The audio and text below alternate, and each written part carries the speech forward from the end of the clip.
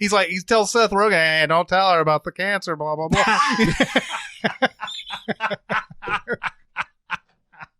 Your impression of Sandler should be animated.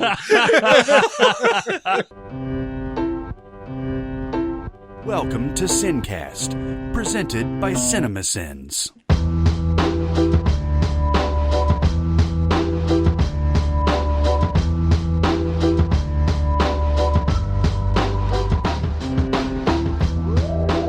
All right, everybody, welcome to the SinCast. This is Chris Atkinson from Cinemasins, joined as always by the voice of Cinemasins, Jeremy Scott. That's me. And from Music Video Sins, Barrett Share. Hello. Yeah. I wanted to talk to you about the Patreon that we set up just a couple of weeks ago. Yeah, this is exciting, guys. We have a Patreon page. Now, we've been talking about it on the last couple of podcasts, but it was at the end. So just in case you didn't hear, just want to let you know that we've started a Patreon account where you can sign up to become a patron of things like the SinCast, TV Sins, Cinemasins in general, and also to get perks as a member of our universe. There's perks about getting stuff early for all of our content. There's perks of being a wallflower. There's perks of being a wallflower. There's ways that you can help control our content. Actually, you can suggest mini pods that we can do, maybe some videos that we can do. There's a stretch goal about doing a video mashup. There's all kinds of crazy stuff you can do. There's perks and rec. There's perks and rec. That's Actually, right. what happened is we read a book called How to Promote Your Patreon for Dummies. And it said, don't put your Patreon announcement at the end of your 2-hour podcast. Put it at the beginning where people are more likely to hear it. But I also want to tell you, we're doing a monthly live video hangout for the How's the Peeping tier of patrons. The first one was like 10 times more fun for us than we were expecting. Not that we were expecting it to be boring. And I have since bought a ukulele. With almost the express purpose of bringing it to the live hangouts. I am excited to learn how to play it. I don't know how to tune a ukulele. I don't know how to play a ukulele. Are you going to Tiny Tim us on the... I'm going to Tiny Tim you. What I'm hoping to do is bring some of the hardcore, like Rage Against the Machine music to the ukulele cover scene that I think is missing from that. No, I don't know what's going to happen. That. My point is I had fun. I went on Amazon. I bought a ukulele. Who knows what I'll buy? Maybe I'll buy a Santa hat.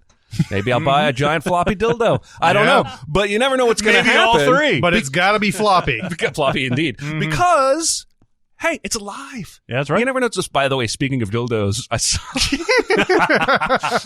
saw a headline on Deadspin about ref kicking a dildo off the field at the Bills game last night. Yeah. And somebody in the comments said, hey, Rod Gronkowski has a name, damn it. Yeah, apparently that's a thing that Buffalo Bills fans do when the Patriots are in town. Yeah. They throw sex toys. Yeah, it is hilarious. That is pretty hilarious. It's also hilarious that 50 Cent bought out 200 seats at a Ja Rule concert just to fuck with him. I know. Just so they would be empty. Anyway, you can see all the stuff that you can get as a patron. So go to patreon.com/cinemasins and see if you like the perks. If you like the perks, join our universe, and we really appreciate it. Thanks so much as of this morning, we have 200 patrons. Yeah. And I'm super thankful to every one of you. Hope that you were enjoying your perks. And please let us know, listeners of the podcast, whether you sign up for Patreon or not, let us know what kind of perks you might want to see that we're not offering that might entice you to sign up, or what kinds of bonus content you might enjoy. I know somebody commented on the Facebook about us doing a commentary track while we watch a movie together. Yep. And that's kind of bored into my brain. And it sounds like a really fun idea. Yeah. So anything that you can think of that might help us make this a cooler thing and more worth your while, let us know. All right. And now on to our regular scheduled podcast. Now you know the rest of the story. No, I was actually going to bring that up because I think that's a great idea. Yeah. Okay. Cool. Yeah. So anything like that, even that you might want to other podcast one-offs we could do, let us know. Now we're going to go back to New York on our road trip today. On the road again. The most time-honored tradition of all, the road trip. Oh, the places you'll go. Are we there yet? No. Are we there yet? No. Are we there yet? No. Our part 3 of New York, and of course, since we started, since we were doing an alphanumeric list in part 2, people were like, "Whoa, wait a minute, what about Big?" Yeah.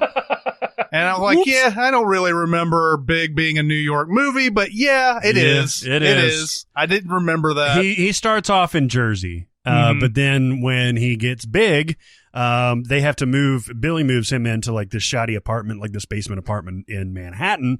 And then after meeting Robert Loggia, Robert Loggia, and tickling the ivories and stuff like that at FAO Schwartz, he becomes like this. Although, I mean, yes, it's a New York movie. Could have been Chicago just as easily. I mean, once he really starts, getting promoted and he's in skyscrapers, he's got the big like loft apartment and stuff like that. I got all that in Chicago. I don't know. It feels Although I New will York-y. say, that first night he spends alone in the hotel in New York formed the early basis of what I thought New York was. Well, yeah, and probably rightfully so. At that point in time, probably rightfully so. Yeah. But I was just young enough to be like, I don't know if I ever want to go there. Yep. Certainly not by myself. Yep. Yeah. Well, Big's fantastic. I mean, if Big ends up being Tom Hanks's most memorable role, I don't think anyone would complain, even him. I don't think it will be. What do you think it is? What do you think it is Forrest so far? Gump is. Unfortunately, Forrest Gump probably is, and I would regret it if that were the case. Because I mean, I don't know if it's his best, but it's his most memorable. I think, or most iconic. Yeah, most I guess so. well known. But he's but so his good. best is Philadelphia. Yeah. Yeah, I would by agree. far. That's I the think. that's the most he's ever, I think, stretched as an actor is in Philadelphia. Yeah, for sure. We always talk about how like he's always Tom Hanks in some way in his roles, and there's very little Tom Hanks in the Philadelphia character. Yeah. I forget what his What's character's funny name is how much chemistry he has with the redheaded kid who plays his friend. Oh yeah, Billy And the child actor that plays young Tom Hanks has almost no chemistry with that kid. Exactly. Yeah. Tom Hanks himself and that kid, you believe they've been friends for years. It's a great movie. I've enjoyed it every time I've watched it. It's been a while though, probably since we sinned it. What? Did we sin Big? No, we haven't seen Big. Then it's been probably 4 or 5 years since I've seen We it. probably should send Big though. We probably should. Yeah. Let's wait till the movie Small comes out. Yeah, the movie Small. We'll have a tent pole. or the Notorious Big Part 2 movie That's right. comes up. That's right. Then another one that was brought up was Gremlins 2, A New Batch. New batch.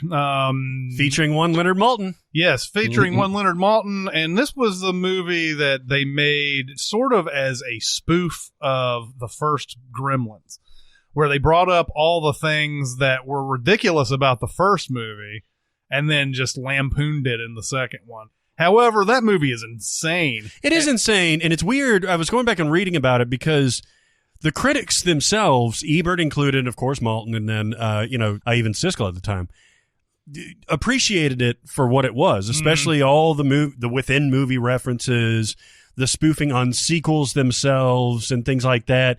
And it's interesting that we then have the Key and Peele skit that comes on later on where he's like, just throw anything out there. It's fine. Okay, I want a gremlin that's just electricity. You want it's just pure electricity? It's in the movie. Yeah. Which is funny because it's making fun of how bonkers that movie was. Yeah. But that movie was bonkers by design, and I think it's lost that reputation over the years, at least for my generation. Yeah, I think I saw this fairly recently, and I was just like, God, this movie, It's insane. There is a part too. It's funny because in the first Gremlins, there's this horrible story that Phoebe Cates tells about her dad getting stuck in a chimney or whatever. Yeah. And so then, like in the second one, she starts telling another sob story, and they cut her off.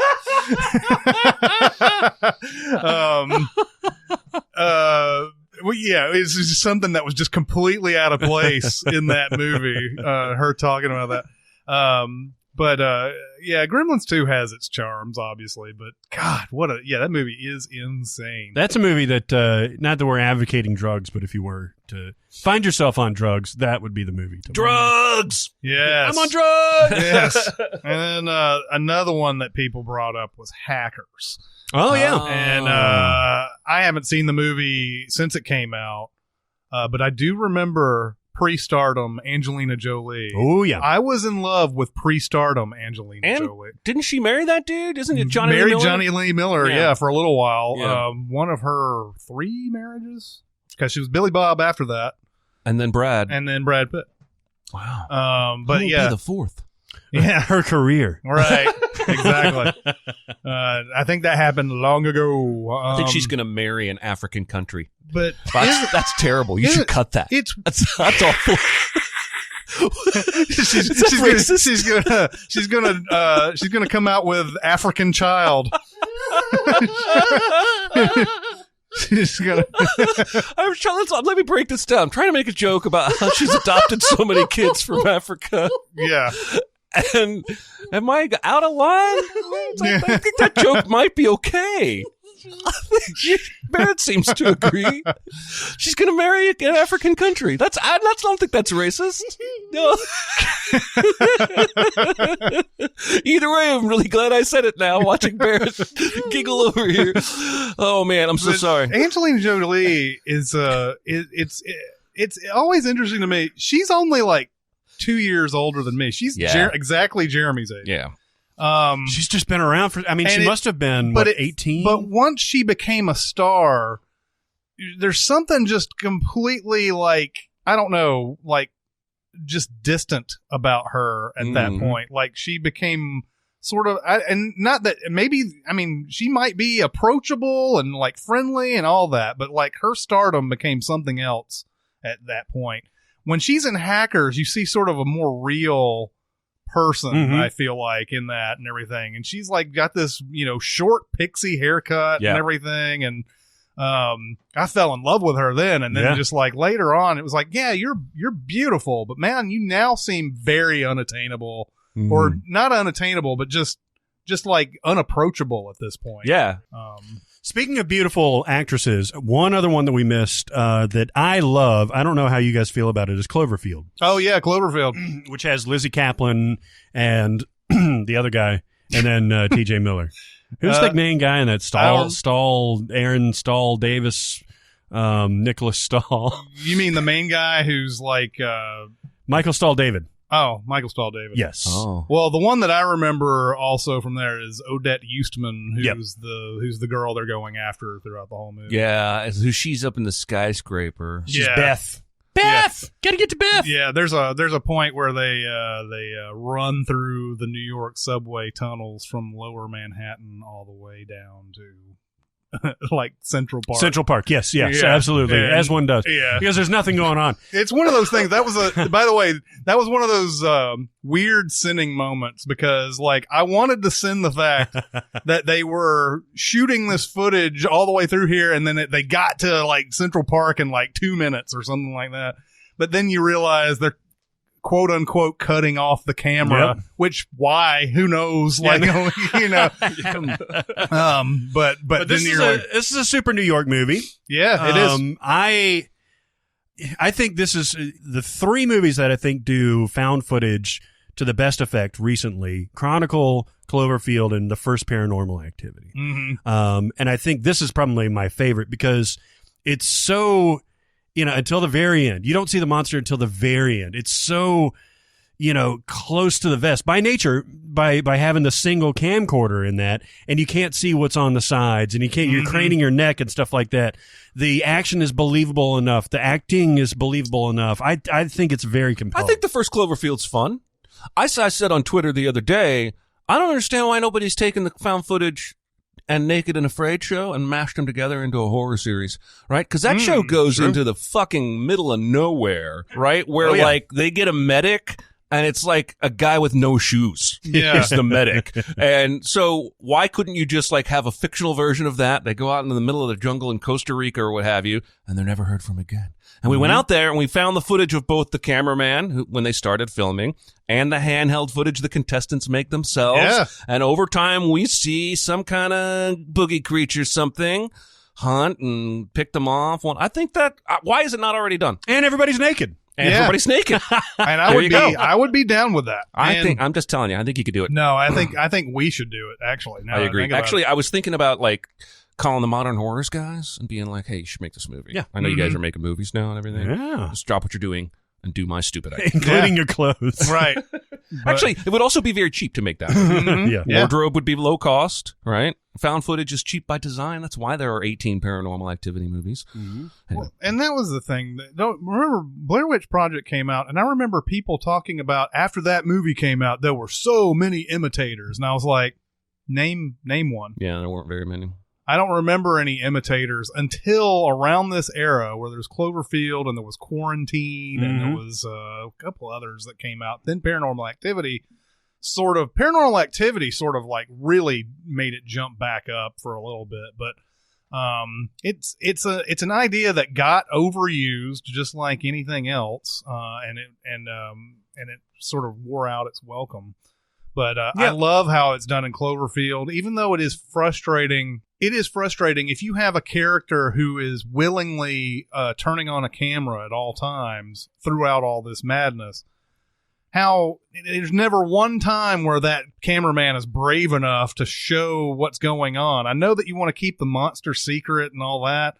I think that's a little overrated at times, especially when it's like, oh, you're about to see it, and the camera just starts like going crazy for no reason. Yeah. Like there's nothing going on in your area. That's true. The only way to, and I think they did a good job of setting up the HUD character, the T.J. Miller character, as being just a dumbass. Yeah, and to where not everything, but a lot of the stuff that he would do, like, oh, I'm totally going to shoot this and keep shooting this, or I'm going to run away right now instead of actually like getting footage of the monster. He's just such a dumbass that you would kind of believe he would do the wrong thing in that situation. Yeah, but I just think I think it's a really interesting movie. I loved all the stuff with J.J. Abrams and Matt Reeves and everybody ahead of time. The build up of what is this all about? Where does this monster come from? We never get an answer for it the movie. J.J. Abrams takes a lot of shit, including from us sometimes. And I think some people consider him sort of an average director. I don't. I think he's got some great films. But one thing that he deserves credit for is his ability to create brilliant ideas and excellent marketing campaigns. Because he created Lost, he created Alias. I mean, he's a multi-talented guy. And we just want to pick on lens flares from the first Star Trek movie. It just feels like we're watering down the talent of a guy who's clearly talented. Yeah. Anyway, I'm in his corner. I like that dude. Oh, yeah. Yeah. Okay, now we're back to our list. We are going to start with I Am Legend. Ooh. And Jeremy like. Yeah, good movie, I Am Legend. Jeremy like a lot. I wish they had maybe 10 million more to make those creatures look a little more realistic. Yeah. Because they get a little goofy. And I don't like it. Do you like the ending or you don't like the ending? I don't really give a shit. Yeah. I think arguing about the ending is more exhausting than anything else because it's an artistic choice. I think the ending they didn't use is the better ending. But whatever. I'm more fascinated by the first hour and a half than I am how it ends anyway. It is interesting, though, how changing the ending from the original material essentially changes what the title should be. Yeah. Because the whole thing is about a whole bunch of, like, quote-unquote zombies who keep getting offed by this guy, and they're the actual normal society at this point. Like, that's how you know by the end of it, he is legend because he's the guy who's been killing them the whole time. Yeah. They're the normal, and he's not. And so, like, by the end of this is like, he's not legend anymore. He's just a guy who's just been surviving this whole time and trying to stay away from these creatures the whole time. But that said, who cares? It's a good movie, good solid movie. I just like the idea of what would you do? I mean, granted, you've got the zombies and the hunting them at night thing, but it's just all the real world shit that he does. Like going to the video store and then still returning his tapes, going a little crazy and talking to the mannequins. Like something Reddit pointed out to me just last week that I had never really noticed is that his apartment, his brownstone, is filled with like famous art that he has stolen from the art museum in New York, like famous like Renoirs and the way he has Shrek memorized because he's seen it so many damn times. It's all those little touches that are fascinating to me. By the time we get to the end and it's all action, I'm way, way less interested. No, that's true. That's totally true. Yeah. But yeah, I dig on this movie hard. Yep. This might have been this could be the last huge Will Smith hit. It made a lot of money. It did, but I'm just trying to think of anything after this that came out, because I believe it was, he had Pursuit of Happiness may have came out after this. What about Hancock? Hancock came out around the same time. This is the era. I'm just saying the era that this came out. This might be his last hurrah, because all those movies, Pursuit of Happiness, I Am Legend, and what was the other one you just mentioned? Hancock, all came out in that same 2007, 2008 era, and then you had 7 Pounds that came out. Making Amends. 7 Pounds the movie. was 2008. Yeah, so it was Pursuit of Happiness was 06. I Am Legend 07. Hancock and 7 Pounds both 08.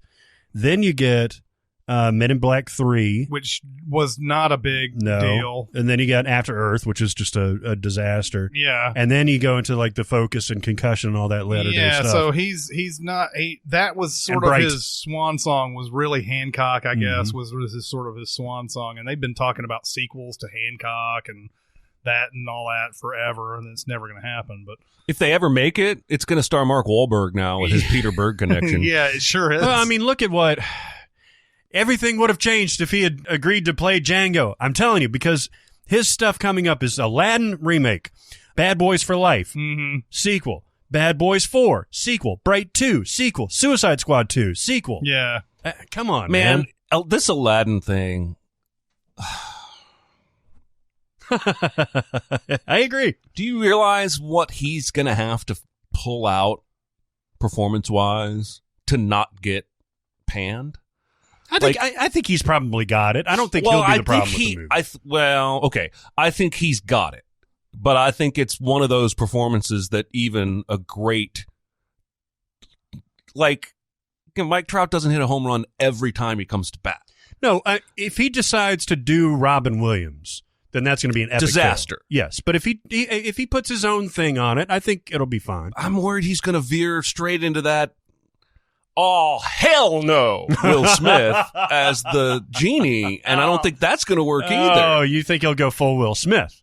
Yes. And gotcha. He can't go either direction. He's got and I do think he has this in him. I think he's got something unique and original that will elevate, but I'm just saying, because it's Robin Williams, because he's so recently taken from us, we're primed to hate whatever this is. Just like we were with Heath Ledger's Joker. Yeah.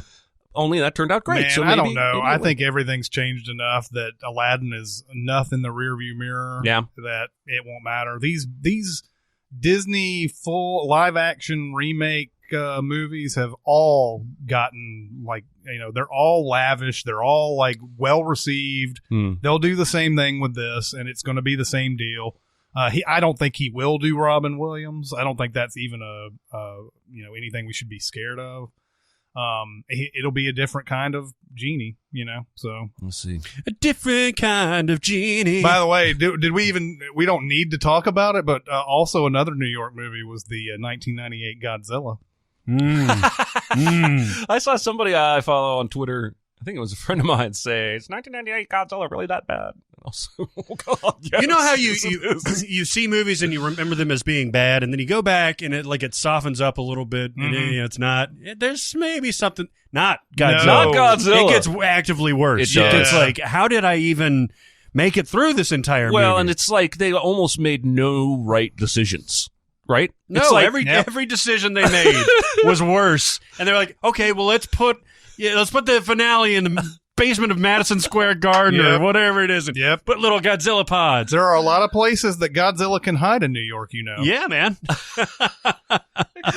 Now, if anybody can go through the subway line from Lower Manhattan to Central Park in 2 minutes, it's probably Godzilla. Yeah, it just stretches out a little bit. Just because he's head to toe, he's already half the length of that, isn't Right, just one step. He's already made 5 stops.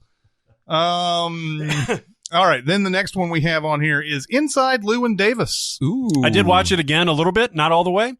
Don't like it still. Coen Brothers. It's so fascinating to me. Coen Brothers and Paul Thomas Anderson are both like this because even their passionate fans have a couple of films where they're like, that one I don't like.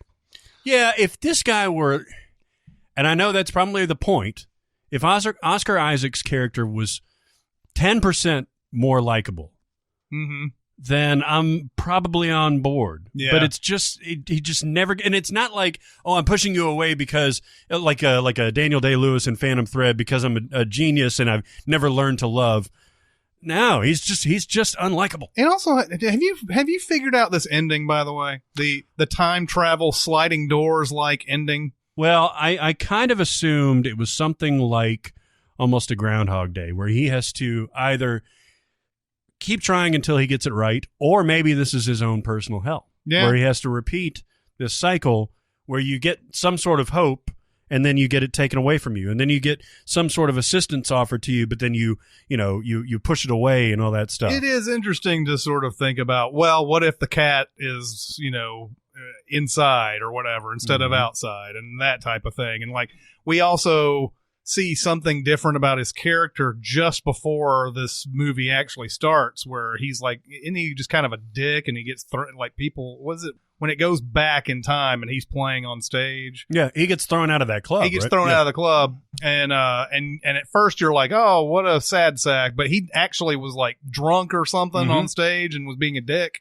Yeah. And that's why he was thrown out, and it sort of adds perspective and everything. But yeah, in between for this whole movie, there's just not much going on. That's my thing, is that it seems kind of just, there's a whole lot. I love the musical thing with Justin Timberlake and Adam Driver and everything. It's so good. That's a fun part, but like for the most part, it seems like it's just kind of like it's very slowly moving in some uncertain direction for the most part. Is that Fare Thee Well song in the movie? I forget.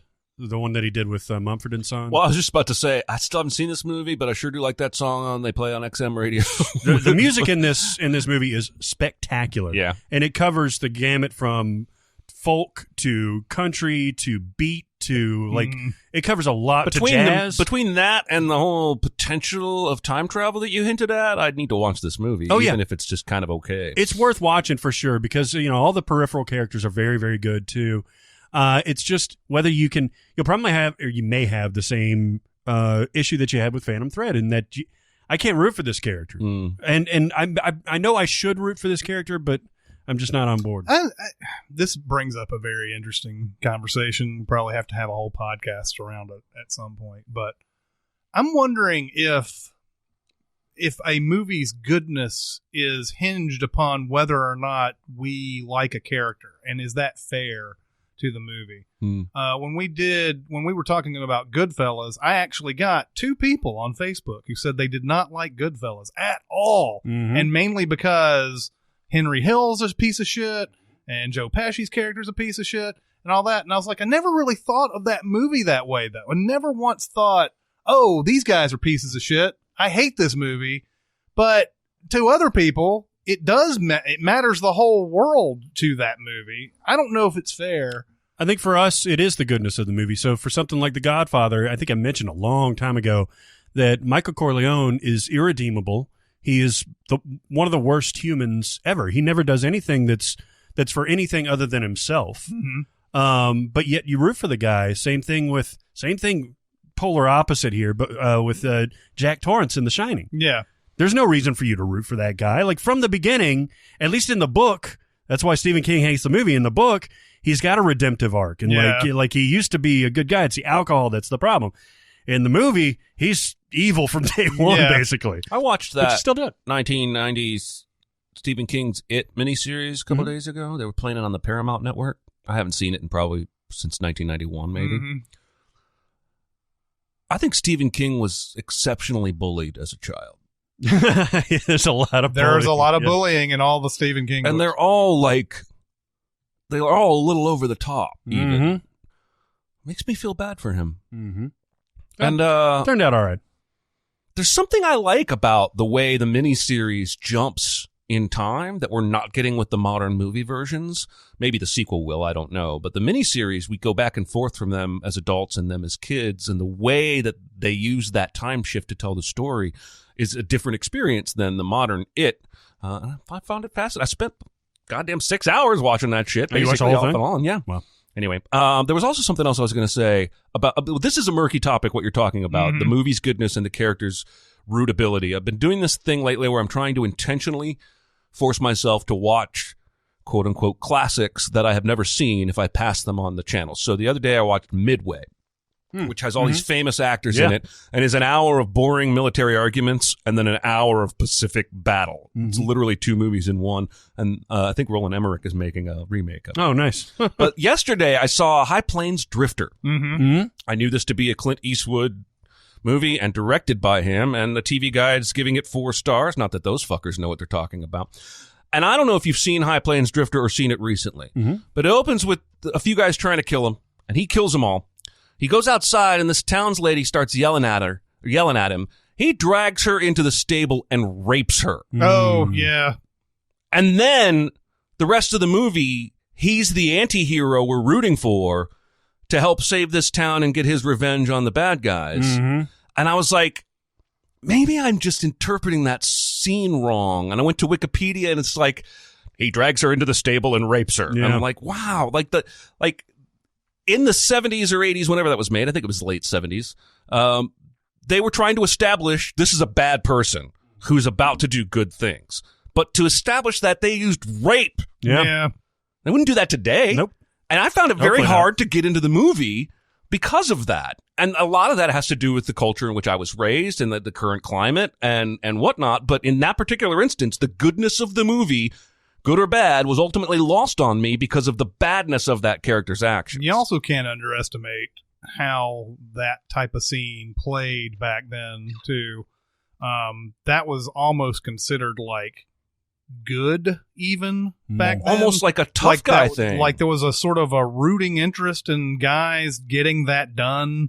And because James Bond did it. James Bond did it several times, especially in that one that all the Bonds have now complete. I know Sean Connery was in this one, but the one where he just drags the nurse into the like steam room or whatever, and he's like, "You're just gonna deal with this," and then and of course, not only are you gonna deal with this, but you're gonna like it too. Yeah. Like they're gonna turn. That's the other thing is this chick has a couple of moans of pleasure in the middle of it, and it really pissed me off. That they were trying, because when he walks up, the movie does not play it as 100% evil. It's obviously not showing that he's a good guy. They're trying to establish he's a jerk, but they almost do it in this like glorifying light. I was troubled. I couldn't continue the movie. Yeah. Anyway, I do think that's an entire podcast worthy discussion. Yeah. And it's murky as hell. Yeah. My closing thing on that is that I don't think Goodfellas ever once makes heroes out of these people that are in the movie. No, Nope. I agree. I don't didn't try to. Yeah, No. I don't. Henry Hill is he's very selfish and everything like that. I don't think once do they say you should be like Henry Hill. Look at this guy, Right, You right, know, like and everything in his life tells you don't be like this guy. Well, and even Breaking Bad, as much as we all rooted for Walter almost all the way through, from the get-go, Gilligan was saying he's not a good guy. Yeah. This is not a hero. And so I think that has a lot to do with it, because to me, I felt like Phantom Thread was kind of not calling him a hero, but certainly justifying him. Yeah, there's that tortured genius type of thing and going that's where on. it unsettled me. But you're right. Goodfellas never once makes you think these are good people. What is it? Is it the Fountainhead that has? Is it about the guy who's got the who does the architecture or whatever? Which Ayn Rand is that? I haven't read it. I don't know. I read this in high school. I read this in high school before it became like alt-right literature. Controversial. Yeah, but that was another thing. This guy's like a total dick. I think his name's Howard Rourke or something like that. He's a total dick, but because he makes these awesome architectural designs and everything, we're supposed to be like, yeah, man, you're a tortured genius and I love you for it, even despite the fact that you're just a cock. Yeah. Then we have, hey, It's a Wonderful Life. Yeah, all right. Switching it up a little bit. That's right. Is that New York? Mm-hmm. Is it New York State? It's New York State. Oh, I was Bedford gonna say, Falls! Bedford Falls is where Bedford it is. Falls. But Yeah. Bedford Falls is a fictional place, right? But it's in New York. I love this movie. Yeah. This is an all-timer. I Best think Christmas movie ever, or is it White Christmas? It's for you? up. Well, oh Jesus. Okay, you put me on the spot today. It's the Muppet Christmas Carol. And I'll fight you. But this one's up there, and I try and watch it every year, and I think it has everything you want from a classic film, from a Jimmy Stewart film, from a Christmas film. And, you know, I guess it's sort of doing its own kind of version of A Christmas Carol, in the sense that Christmas Carol, shows him, at least for a while, what the future is going to hold for him, and it changes his perspective on his current situation. It's a Wonderful Life shows you what would have happened if you never existed, which I think, is a powerful lesson to contemplate, and not enough movies make you think that deeply about yourself. And Do you your feel like, surroundings. does this suffer from a Citizen Kane type of thing, to where you make allowances for it, even though it is very dated? It's dated. It's probably no less dated than Citizen Kane. No, I wouldn't think so either. I can even think there are a couple of makeup jobs in It's a Wonderful Life that feel off to me. Mm-hmm.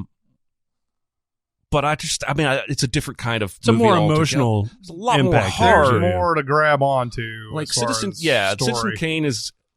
That dude's just really unlikable. Oh, that's interesting. Yeah. No, I didn't want to put you on the spot.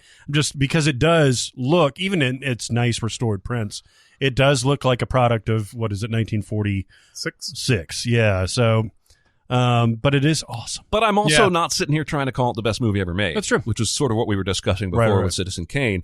I just find it super enjoyable. Great performances. It's classic Jimmy Stewart. Classic. Yeah, and the way they build everything too is you can't underestimate that too. Like, they tell you the story of him, and you don't have any you don't have any idea. You're not putting in the back of your head like, if he doesn't do this, this is going to happen. It's just telling you very matter of fact, like, this is some stuff you need to know about his life. And then once he no longer exists and he goes through all these scenarios and everything that happen, this chain reaction of things that don't happen because he's not around.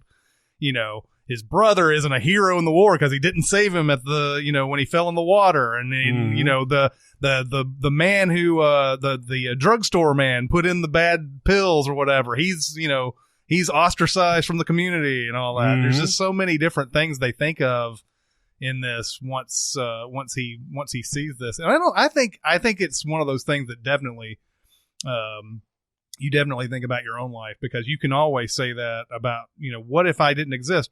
Is there anything you may not even be able to figure out if there's anything that would, be changed, but the world would be incredibly changed if any of us did not exist. Mm-hmm. All right, so my new thing, I don't know how long it'll last, will be to throw out double feature ideas for my future movie theater, and it would be It's a Wonderful Life and Butterfly Effect. Nice. Because I do think they both sort of flirt with the same kind of themes. Mm-hmm. Anyway. Yeah. There you go. Then we have John Wick, both 1 and 2. Have we? We've kind of the bloom is a little bit off the rose on these movies for us, aren't it? I just think that society as a whole overrated this series. Mm-hmm. I think it's fine. I think the first one is super enjoyable, but it's talked about in sentences like the Raid movies. Yes, and it shouldn't be. That's really all I have to say about that. No, you're right. You're right. I mean, it's all action. It's all. There is no story here. There's a catalyst. There's a bunch of ass beating. There's a Theon Greyjoy, and then there's some sort of impossible situation that he gets out of. He's injured. He's fine. And then same thing in the second one. And it's like, you can hang your hat on great action, but also if all it's going to be is action, don't compare it to the Raid, because the Raid has better action. Well, yeah, and then that's the thing, is that it also gets a little, especially the sequel, gets a little into Fast and Furious territory. Like that opening of the sequel, he gets hit in the knees with a car that's going like at least 30 some miles an hour, and he's fine. He's one of those balletic type of action scenes where like they're all still coming one by one in this thing. It's except it just looks cool how they stage it. Yeah. He comes in and there's like a guy who comes into the screen. He beats that guy's ass. And then he walks over here. There's another guy who just happens to be there. He beats that guy's ass. And then it's like, it's clever. Like how he goes down the catwalk at the club and all that stuff. And he'll shoot somebody and then he'll hold him onto the gun and like shoot a guy through the guy's head. Yeah. No, the action is clever. The action is good in this and everything. I'm not poo-pooing John Wick. I think those do deserve some sort of accolades and everything. I may not be as high on it as other people are, but I'm definitely, I think they're above average, and this is the type of action movie we should ask for. Oh, sure, yeah. I think if no one had seen it, if it had flown under the radar and I watched it like Locke, I would be singing from the rooftops about John Wick.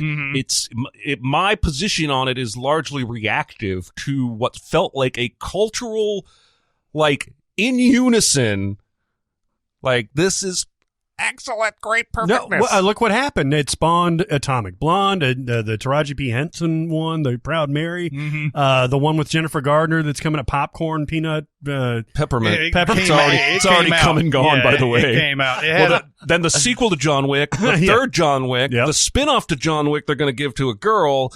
And I don't think the first one is that great. Yeah. The first one is very, very good on its own.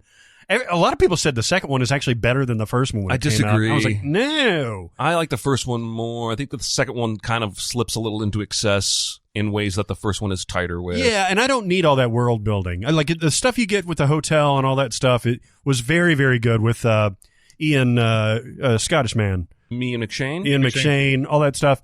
I'm fine with that. I'm fine with not knowing everything there is to know about this universe. I just want a little bit of mystery. Also, it's hard for me to believe any movie that tells me that there are like 50 active assassins in the world. I don't believe that.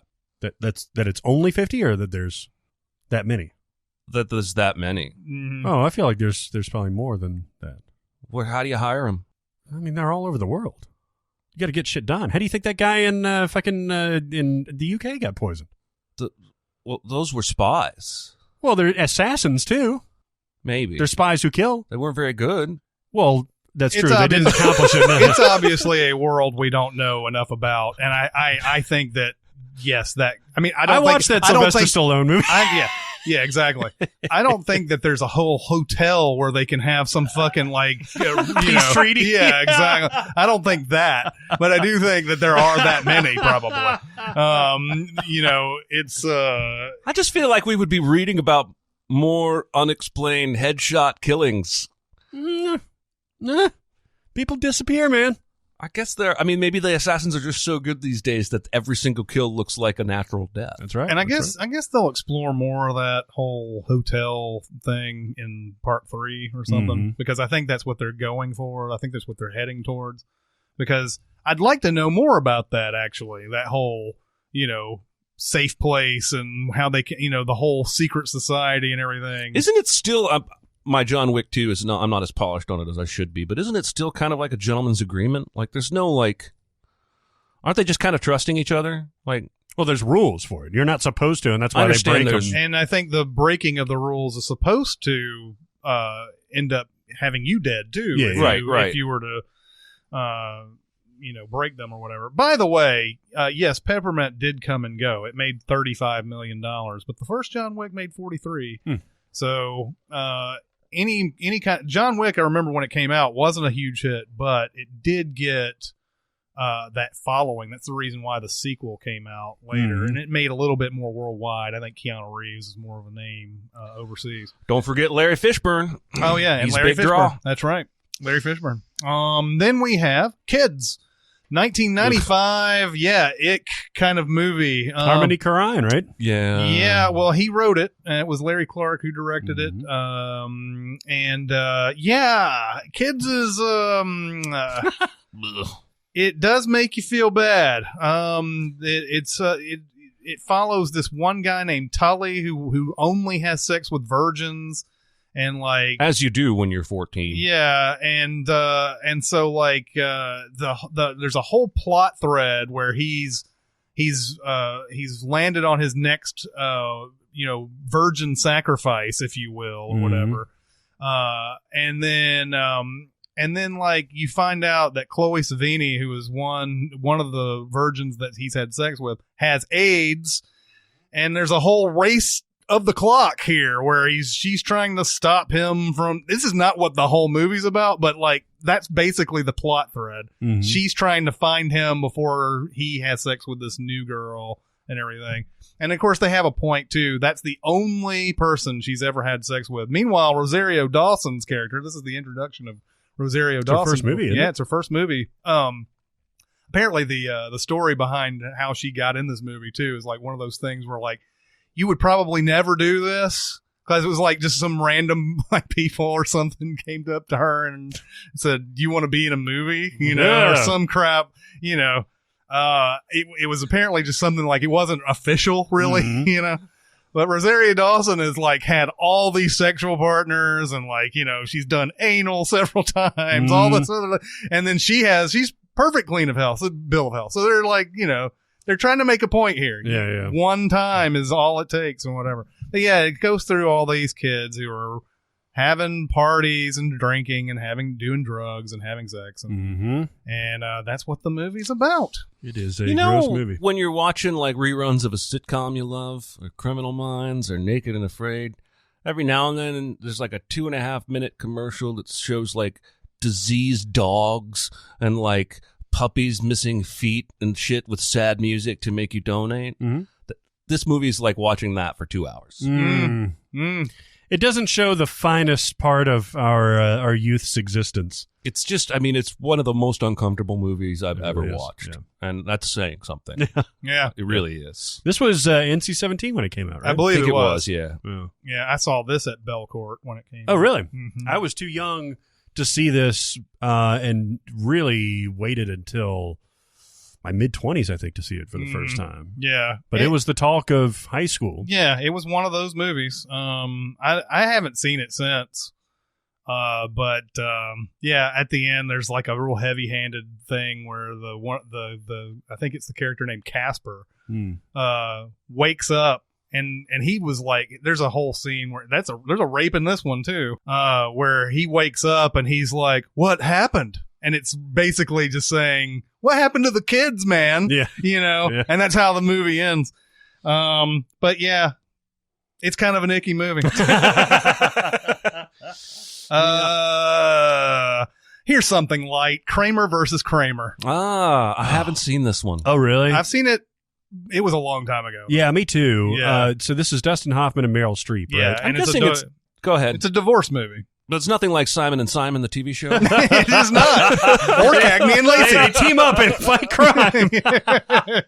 What this is a beautifully acted piece of moviedom. God, I love Dustin Hoffman. We're going to talk about him in just a second again. And yes, I know, although that news about him a long time ago kind of came up for a while, like his sexual behavior and stuff like that, or jokes, not his sexual behavior, his jokes about it, and just kind of fell by the wayside. You know, I don't even want to comment on that, but he as an actor is just such a force, man. He's so, he makes it look effortless. Yeah. And this is just fucking dynamite. And when it goes up against Streep, who's really at the height of her powers here, you know, it's a divorce story and they're fighting over a kid, basically.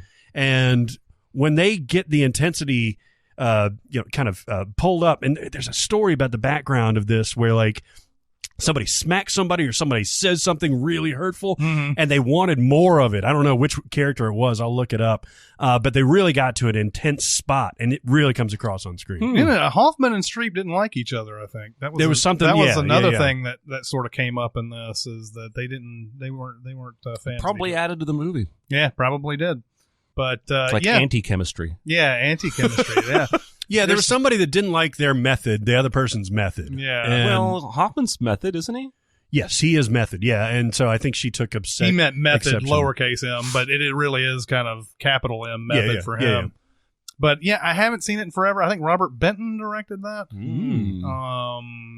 And I think it won Best Picture. It was Robert Benton, and it won Best Picture, Best Actor, and Best Actress. Wow, the trifecta. Yep. And Best Director. Oh, the quadfecta. And Best Writing. The quinfecta. God, Yeah. it won everything. Did any other movies come out that year? Yeah, weirdly enough, there were. That is crazy. Jesus Christ. That's pretty good. Robert Benton got an award for Best Director, and he was obviously a part of the Best Picture, and he was the writer of that, too. Yeah. Jeez, got 3 Oscars from one collected movie. some awards that night.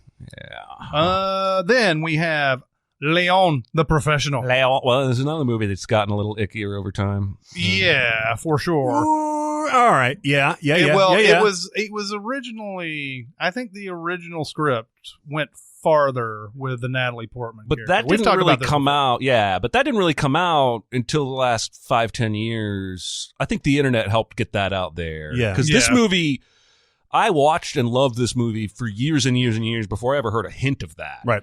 And knowing not only that, but then the director's own personal rumors and truths and whatnot that I don't really want to speak about, just kind of it complicates it for me. But I understand. I think the movie itself pulls its punch enough to where you can see the infatuation from the little girl's side, which feels natural. But it never crosses that line I within agree. the movie. Yeah, I agree. So whoever edited or whoever made that line made sure that line They wasn't did crossed. good. Well, Did well. my question is, I haven't seen European versions of this, but I think that's maybe in the European version. I don't know. I don't want to watch I that. don't know. I don't know. I'll have to look it up. Other than that ickiness that could have been in the movie, what the movie is a really good. It's a really good story. Yeah. It's the ending of this is one of the coolest action set pieces ever. I agree. Yeah. I agree. And it's probably worth what? Oh, Just shit. a simple shit. Yeah. Yeah, it's just great all the way through. And again, almost everything Natalie Portman did when she was young showed she's going to be a star. Mhm. And she's, come through on that, I think. Yeah, I Except think for so. the Star Wars prequels, which I watched. It's not her fault. Did you see the it's trailer so for this not new her movie fault. she's in, Vox Lux? I haven't seen the trailer. Does it look good? Oh, man. I don't know about that. She's doing something new. Oh, this is And where she's like a debutante or something like she's that. like right? a Lady Gaga type. Yeah. And it looks interesting enough that I'll probably watch it.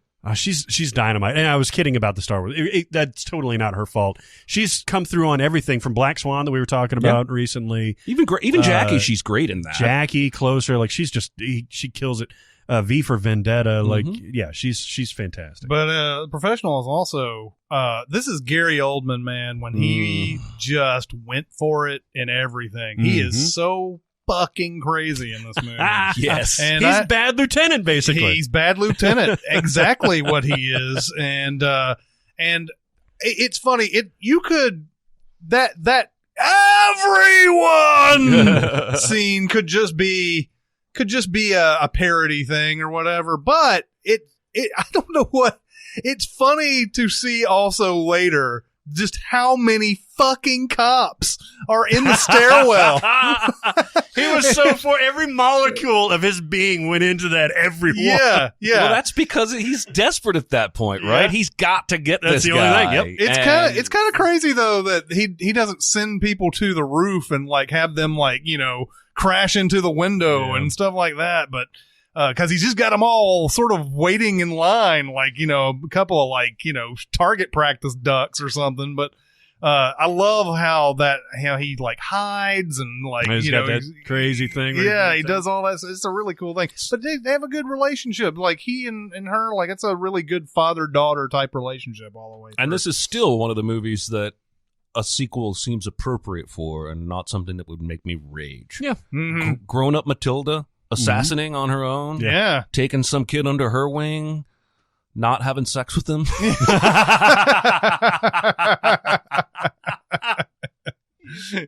That's terrible. She teams up with Hannah. Yeah, I just think that would work, man. I think it would, especially if you're going to put out stuff like Atomic Blonde and Peppermint, and you're going to have like ass-kicking female movies be all the rage. Give me The Professional too. Give me The Professionalette.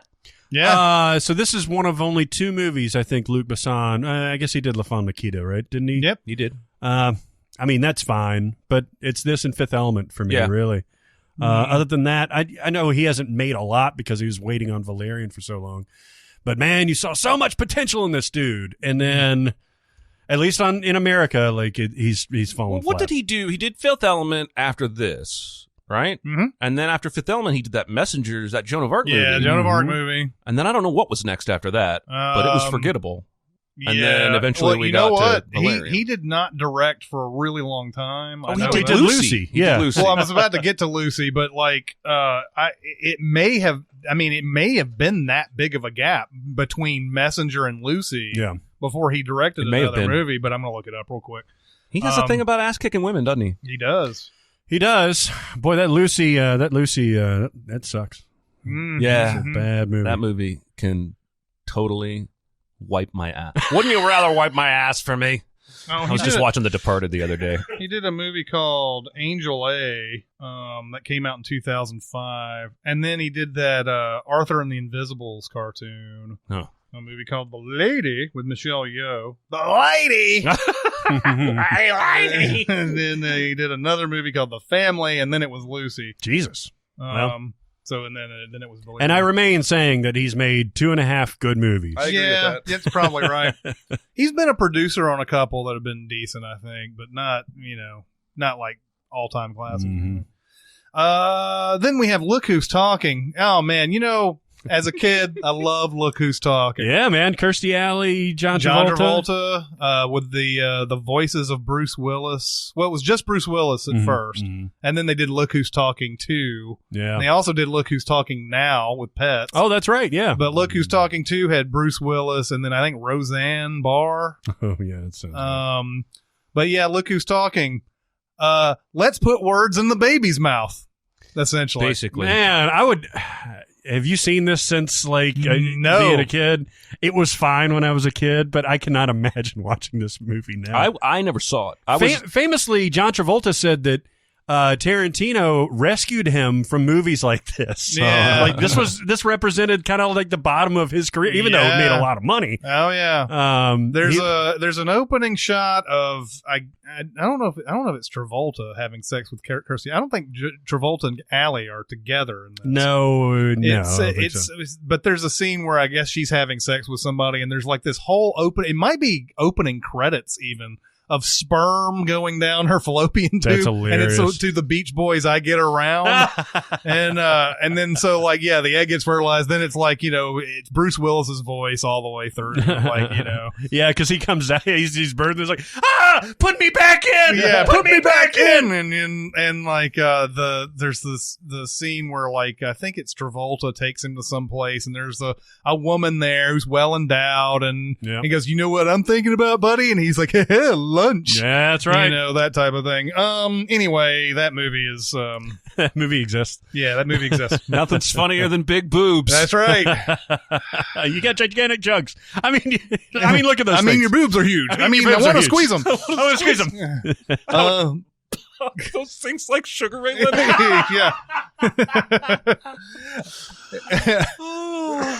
That was Krista Allen, by the way. That's in right. The elevator. That's Yes, right. it was. All-time softcore actress there. There you go. Madagascar. Okay. Yeah. Not much to talk about. Central It's Park actually, Zoo. it's not bad. This is the one I think with Chris Rock as the zebra, and like Yeah, I Ben think Stiller is the lion. and then David Schwimmer is the other one. And they Zebra. Chris Rock is the zebra, and they made a couple of sequels to this. The first one I actually watched just recently with a bunch of kids. It's not bad. It's not bad at all. Is this Illumination? Or is this Fox? No.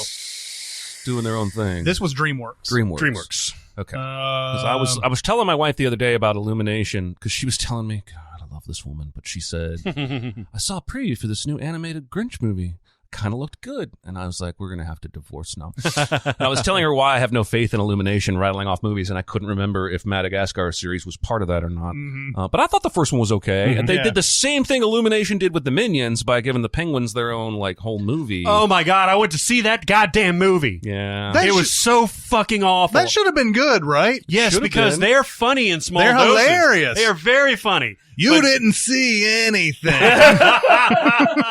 But you give them your own movie, it was just, you could tell they stretched this premise to the very bare maximum of 75 minutes for a feature. And God, I mean, it was cold and snowy in Chicago. I had to go somewhere, and That's There it is. a real example of why you don't make whole movies out of things that have that brief This is why they made the wise decision. Because after Tropic Thunder, there was a lot of talk that they were going to give Tom Cruise's Les Grossman character his own movie. Oh, yeah. And I think over time they've realized, wow, that would be a bad idea. He works best in like 3 scenes, and that's it. Yeah, for sure. Fuck your own face! We don't negotiate with terrorists. Everybody claps. Then we have Meet the Parents, and I guess Meet the Fockers, and there was Little Fockers. and Little Fockers also. Another Dustin Hoffman movie. Yeah, Meet the Parents is okay. Yeah, I think it's funny. I've got a soft spot for these Ben Stiller movies. The first one's good.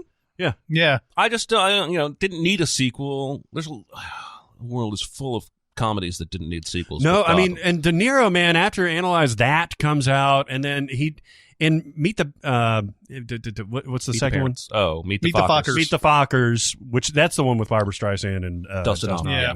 and then the Little Fockers.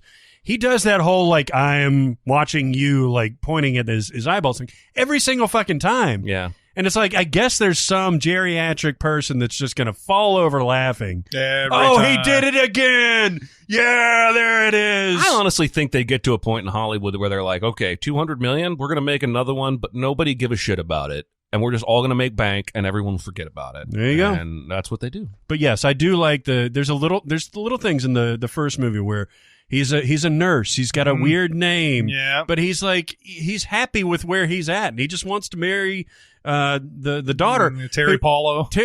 Is it Terry Polo? It is. Yeah. And she is not that much of a help. No. Like she's a bad girlfriend once she gets to her parents. She's just like, And, why don't you just go along with everything that my crazy dad does? Yeah. Or my crazy ex-boyfriend. Yeah. Or my crazy ex-boyfriend. That's fucking Owen Wilson. Owen Wilson, right? Yeah. You made that. I saw that Saturday Night Live thing when they played the Halloween collection or whatever this past weekend, where they did the Wes Anderson Halloween movie. Oh, or I didn't whatever. see that. And Edward Norton is playing Owen Wilson. Oh, in that's there. hilarious. He's got the voice and the nose and everything. I gotta see that. I gotta see that. Oh, it's That's great. perfect. It's fantastic. That's awesome. I vaguely remember seeing it trending at one point, and I just never got around to seeing it. But I saw it. This is really good. Then we have. I never saw this. The Meyerowitz Stories. God, you need to watch this, man. This is Netflix, right? yeah, it's Noah Baumbach. Yeah. Who's done some of the funniest and most interesting stuff since Kicking and Screaming in 95, 96.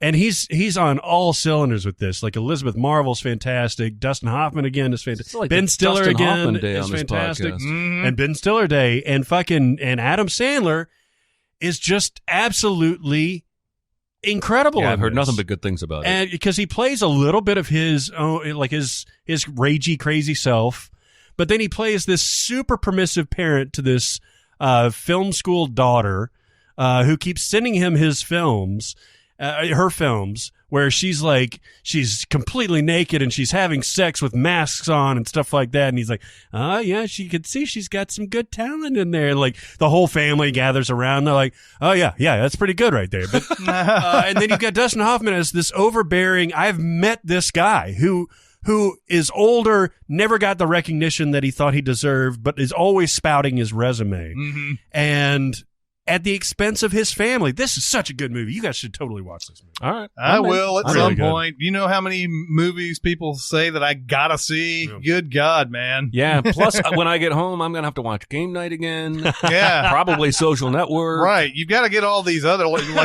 somebody was like, on Facebook said something like, how have you not seen this movie or whatever? And I was like, and here I am watching the Newton Boys again. What's going on with that? Then we have Mighty Aphrodite. We briefly touched on this when we were talking about Bullets Over Broadway, but we never really got into the movie. I have seen this. Mira Sorvino won the Oscar for this. It's a very Marissa Tomei win, wasn't it? Like precocious woman standing out in an otherwise fun, but maybe not like great film. Yeah, I'll have to look up who she was up against that year, but I'm just saying this is a very, very good I performance, think but she came and went as far as like her the major part of her career came and went, with this movie. Are we talking about My Cousin Vinny? Mira Sorvino. We're talking about Mighty Aphrodite. Yep. And with Marissa Tomei, you could have said the same thing until she had this kind of late period resurgence. Although relatively late, starting with The Wrestler and Before the Devil Knows You're Dead, and like. Doesn't Mira Sorvino have? Isn't there like a Weinstein story? Yes. Yes, she does. Okay, so that may have been a part of why her That's career. interesting. Yeah. I think so, because after she won the Oscar and everything, you didn't really see her much anymore. Mm-mm. You saw her wasn't she in the reunion movie, Romeo and Michelle's high school Romeo and reunion? Michelle, came out the year after. Mm. And I can't remember if, I think it was Mimic that came out the same after that too. She didn't show up very often. Yeah. After that. Well, she's terrific in this. I mean, she's like the happiest hooker that you've ever met in Manhattan. I was going to say, have you seen Pretty Woman? Yeah, Julia exactly. Roberts is goddamn ecstatic all throughout that whole movie. That's true. She is happy to be living the street life. Mira Sorvino won against, so she was up against Joan Allen for Nixon, Kathleen Quinlan for Apollo 13, Mary Winningham for Georgia, and Kate Winslet for Sense and Sensibility. Interesting. That's the one that maybe should have won. Maybe, yeah. Although I love Mira Sorvino in Mighty Aphrodite. That's the thing. Like, hers is a little bit showier, I guess. Yeah. Although Winslet probably does pull off a little bit harder of a performance. But the Marissa Tomei win, I think, was always sort of controversial because Jack Palance was the one who announced it, and everybody thought he read the wrong name. Of course, you know what happens when the wrong name is read. Somebody comes up and says, "No, it was not La La Land." That's what they would say. But Mighty Aphrodite, as we said last week, is a great entry point. If you are still interested in getting into Woody Allen films, this is a very good entry point. It's very accessible. It shows a little bit of his whimsy, quirks and whimsies and stuff like that. Dynamite performance from Mira Sorvino, and really a good performance by Woody Allen too. Yeah. Do you want to fuck or not? Then we have Miracle on 34th Street. Ooh, another good one. Which I guess all of them take place in. Yep. I was going to say which one. Like it matters. They're all 34th Street. You want to make my wife angry? Tell her we're going to watch Miracle on 34th Street and then put in the colorized version. Oh, yeah. You're going to see her break some shit. Like, she is a purist through and through on this movie being the original black and white. I end up seeing it every year. It's, again, another classic. It's probably even less dated than some of the others because there's no attempt at real special effects here. No. I mean, it's straightforward. It's 1947. Yeah. God, it's adorable. You ever been to that Macy's, by the way, on 34th Street? No. Oh, it's a magical spot. You've been there, right? I'm sure. Not in the Macy's. No, I've never walked in. Yeah, I mean this is where the Thanksgiving Day parade ends. I mean, I've been on 34th Street, but I haven't been on. Did you experience a miracle? I did not. You want to know what's funny to me is that growing up, the way my parents explained Macy's and Gimbels to me was with the JCPenney and Sears analogy. Because we lived in Indiana. Yep. There were no Macy's anywhere around. No Macy's here at the either. Mall, there was no Macy's. Now there at least was a Macy's at Rivergate here in Nashville. There's a Macy's now. Yeah. But back then there wasn't. Yeah, back then it was like Kastner Knott and Sears. And now JCPenney and Sears are both basically coughing on ash as they die out the door, and Macy's is still everywhere. Okay, hold on. So to do the SAT analogy, Macy's to Gimbels is as to JCPenney to Sears, or the other way around? Like what is the higher end in the JCPenney? Well, no, they were presented to me as the two titans of retail. Oh, okay, I got you. Not one better than the other. Right. And I always used to make, I don't know if this is true, but I used to make jokes as a kid, a teen, that Gimbels must have really gotten rocked by like this movie because I at least have heard of Macy's and I've never heard of a goddamn Gimbels. Yeah, Macy's was always to me the higher end store. That's why when Nashville got one, it felt like we were really something, you know? Mm-hmm. And I actually kind of like. Yeah. Yeah, I got to tell you, I want nothing to do with going to that parade. Yeah, Houston, we're very aware of your goddamn Gimbels. Then we have My Dinner with Andre. Now, this is either the most boring movie you've ever seen in your life, or it is one of the most interesting movies you've ever seen in your life. I fall on the interesting just because it is a conversation that you would never ever hear like anywhere else. Probably it is the most unique conversation that you can have, But I don't know. Would you call this documentary even? It's interesting. No, because, and I don't know the complete history of it. You probably know a little bit more of the history. Obviously, I think Wallace Shawn was set up to have lines, and it almost feels like Andre Gregory is just riffing, like he's just going off of his personal philosophy because he's playing himself. Yeah. And he's just kind of, and in that space, Wallace Shawn is responding to him and asking follow-ups and stuff like that. And then it just moves. This whole conversation just moves in a different way as like Locke. Locke, again, similarly dialogue-based, totally different, content-wise. But it just, you don't want to stop listening because everything is built on what he said before. And Gregory will go back and be like, it's what I was talking about when I mentioned, this empathy and stuff like that. You want to, I don't know. He's talking For me, about, I want to hear that. He's talking about living a life that is probably alien to a lot of people. Like going off into I don't know where he goes, what he describes. He goes off into the woods or something. Somewhere in the woods. Runs into the natives there and he befriends them and they go out and have parties and they start talking about the philosophy of these natives and everything. That type of thing. Just an interesting movie. I would say it's one of those that, it's another one you have to really be in the mood for. Mm-hmm. You can't just go, I'm going to watch my dinner. This is on my list. I'm going to have to watch my dinner with Andre. True, but it's pleasant too. It's not knocking you over the head with it. Matter of fact, Gregory presents it in a way to where it's very non-threatening. He's like, here's what I experienced. And he's almost smiling all the way through it because he's living his best life at this point. And who knows what happens after this. There is some prescient dialogue in this, though, too, talking about the news media and, how that can be used as a weapon. I don't know if it was used as a weapon, but he's talking about the dangers of the news media and everything, even back in 1981. Yeah. You know what? Last week, I said that when we were talking about Eyes Wide Shut, that I really wanted to watch Eyes Wide Shut, and I did that night.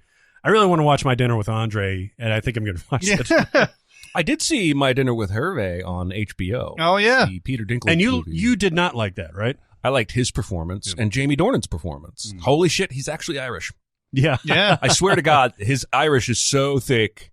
I wasn't joking when I said I would watch 50 Shades if every single one of his lines was in that thick Irish. Was it so Irish that you thought it was fake Irish? Yes. That's why I Googled, what is this guy's... I thought maybe he was British. Like, what is this guy's actual accent? Irish. Interesting. He's doing his... the movie's not very good. It doesn't know what it wants to be. But Peter Dinklage is fantastic in it. There's a Simpsons. I think it's... So they're all in an arcade at the beginning of that one episode. I think it's the one where they Bart and Milhouse drink the squishy full of syrup. All syrup and everything, but they started off in an arcade, and Martin is playing a My Dinner with Andre arcade game, and the guy, and I can't remember what the line is, but it's something like turns the ordinary into the extraordinary or whatever, and Martin pushes the joystick to a thing that says "Tell me more," and he's like, "Tell me more." That's awesome. Then we have Network. Which is talk about prescient about the news media. Yeah. Holy shit. Yeah, probably worth rewatching again just for that. I haven't seen this in a while. Obviously famous for Mad as Hell and all that stuff. Well, and his rise to stardom is based on a guy who tells it like it is. Mm-hmm. And he becomes a reality TV star. And it also shows the effect of such a person on the public at large when they say stuff like, I want you to go out onto your ledges right now. I want you to all go out there and say, I'm as mad as hell and I can't take this anymore. And you see the scene where the camera just sort of it first starts off with somebody coming out saying, I'm mad as hell and I'm not taking this anymore. And it's just the whole block is doing it. But yeah, this movie is extraordinarily prescient to how TV would become. After this becomes a hit, they start entertaining even more radical ideas and everything, and all in the name of ratings. Mm-hmm. And this is just overall excellent. Sidney Lumet again. Faye Dunaway is in this. Ned Beatty has a great scene where he's at the end of the table, is like telling the Peter Finch character, like that big, like, I don't know if you know what I'm talking about, but there's like this long table, and Ned Beatty comes in. He's going to give Peter Finch like this admonishing, basically. He's like, "You have disturbed the way things are, Mr. Blah blah blah." And they even parodied it in I think it's Better Call Saul. It was Bob Odenkirk doing it or something. I do remember that. Yeah. Yeah, it's that you have mingled with you have meddled with this. I love that. I also love how Clooney misquotes Network in Out of Sight when he's in the trunk, and he's like, "Mad as hell. I'm not gonna take him over your shit." Yeah. Then we have Nick and Nora's Infinite Playlist. I love this movie. Whew. You've seen this, right? Yeah, of course. This is right up your fucking alley. Oh, Jesus. Man, it's no, this is just fun all the way around. Okay, so it's not Lizzie Kaplan. It's who's Nora? It's Kat Dennings. Kat Dennings, man. She's manic pixie dream girl, but like she's got an edge to her. She's more like Mary Elizabeth Winstead and Scott Pilgrim. Like she's not going to take any shit. Just referenced another Michael Cera movie. Yeah. Okay, just I want to make sure you knew that. Well, Michael Cera was the king of having that girl as his girlfriend. Exactly, Juno because kind of is. He usually plays the more submissive character. What would be traditionally the feminine character, the softer side and stuff like that. And it allows Kat Dennings to assert herself over this. But, it ends up with them bonding over what they call like musical soulmates, like where they have the same taste in music. They have this weird serpentine journey around Brooklyn and Southern Manhattan and stuff like that, while she drops off her drunk-ass friend, and his friends are taking that drunk-ass friend home, but they get derailed. And it's whisper thin. There's not a whole lot of depth to it, but those two performances are really good, and the music is awesome. Yeah, they're looking for a secret, like a band playing a secret show. Yeah. And they go and it's all these rumors about where it could possibly be. Yeah. I think they're using some early social media in that too. Yeah, I think this was 2010 or something like that. It was like 2007, 2008. Was it that early? But this is probably a couple years after Facebook had started to really become a thing, and Twitter had just become like started up. But they're looking for the secret show and everything, and it's just it's almost like a road movie that just takes place all in one city. Yeah, that's actually kind of deep. It's over one night too. Yeah, I like that. Yeah, you should patent that. I will patent that.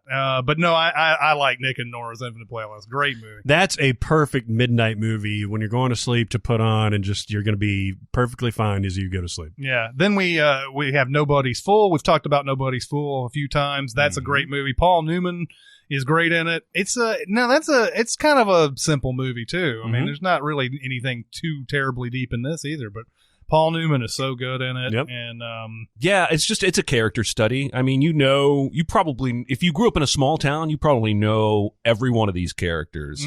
But Paul Newman's so fucking charming in this movie. It's worth watching. He's an irascible bastard, though. He really isn't he? is, Yeah. but he's like the best kind, because I mean, he's stealing the snow blower from Bruce Willis, but Bruce Willis's character's an asshole, so you don't really hate him for doing that. And anyway, I just love it. I can't tell you it's going to change your life, but everyone's really good in it, and it's one of the best late career performances I think anyone's ever had. comfort food movie, essentially. Yes. God, Yeah. you're on a roll today. You should patent all these phrases. That's right. Robert Benton directed that too. Wow. What was the other one we talked about him doing? Kramer versus Kramer. Kramer versus Kramer. He also did that Twilight movie that was not the vampire Twilight. Yeah. Yeah, the Reese Witherspoon Yeah. Twilight. Yeah. It has This is why we will never That's film right. the podcast. That's right.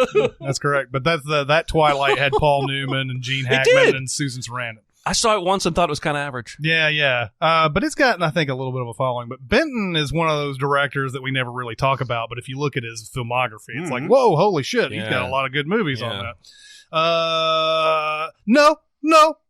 Notorious. Is this the Notorious big movie? Yeah. No. Did you ever see this? I did not. This was the movie that came out during my transition back from New York to Nashville. Ah, okay. So I never saw it. It's good. It's good. The guy who plays Chris Wallace, B.I.G., is Jamal Woolard. Mm-hmm. Yeah, Anthony Mackie actually plays Tupac Shakur, and he's really good in it, too. Oh, yeah. But it basically shows, how he came up, how he was hustling and stuff like that, his background. I don't know if it missed me generationally or what happened, but I never really got on board the Notorious B.I.G. Or Tupac trains. It's possible, considering that you were probably around 15, 16. I mean, I listened to NWA, I listened to Dre and Snoop and all that stuff. Going back and listening to it, now, I don't think he's one of the best rappers to ever lived. I think he's better than Tupac, or I enjoy him more than Tupac. But going back and listening to it, he is much better than I remembered. Yeah, and I think he also had a great reputation for being able to improvise and everything. Like, he was a rap battle king and all that type of thing. But it's a pretty good movie. Where would you, like, Straight Outta Compton, would you say is way better? Or the movie? Just a little better? Or? The movie is much better than Notorious. Because I probably won't watch this movie because I'm not that interested in B.I.G.'s life or career, but I really like Straight Outta Compton. Me too. So if you would have told me, yes, it's that good, then I would have jumped. No, I don't. In my mind, it's not very good. Now, if you are a huge Notorious B.I.G. fan, you'll probably really enjoy this. You may have enjoyed All Eyes on Me if you're a big Tupac fan. I was neither, so I'm good. Then we have Old School, movie that I would credit for bringing R-rated comedy back. Men behaving badly. Yes, for sure. But this came out in 2003. There was sort of a dearth of R-rated comedies. Everything was being watered down to be PG-13 in this period of time. And this came out was a big success, and that's why you started seeing, Knocked Up, 40-Year-Old Virgin. You had Wedding Crashers. You had all these movies that came out, and you established the frat pack. The Will Ferrell, Luke Wilson, Owen Wilson, Vince Vaughn crew, essentially. Yeah. Does it hold up, or is it a little too sexist? Old School? Yeah. Well, I mean, fraternities are sexist. So if you view it in that light, I guess girls wrestling in the basement of your fraternity is not sexist. They do seem happy. The girls do, but then again, is that really the point? That's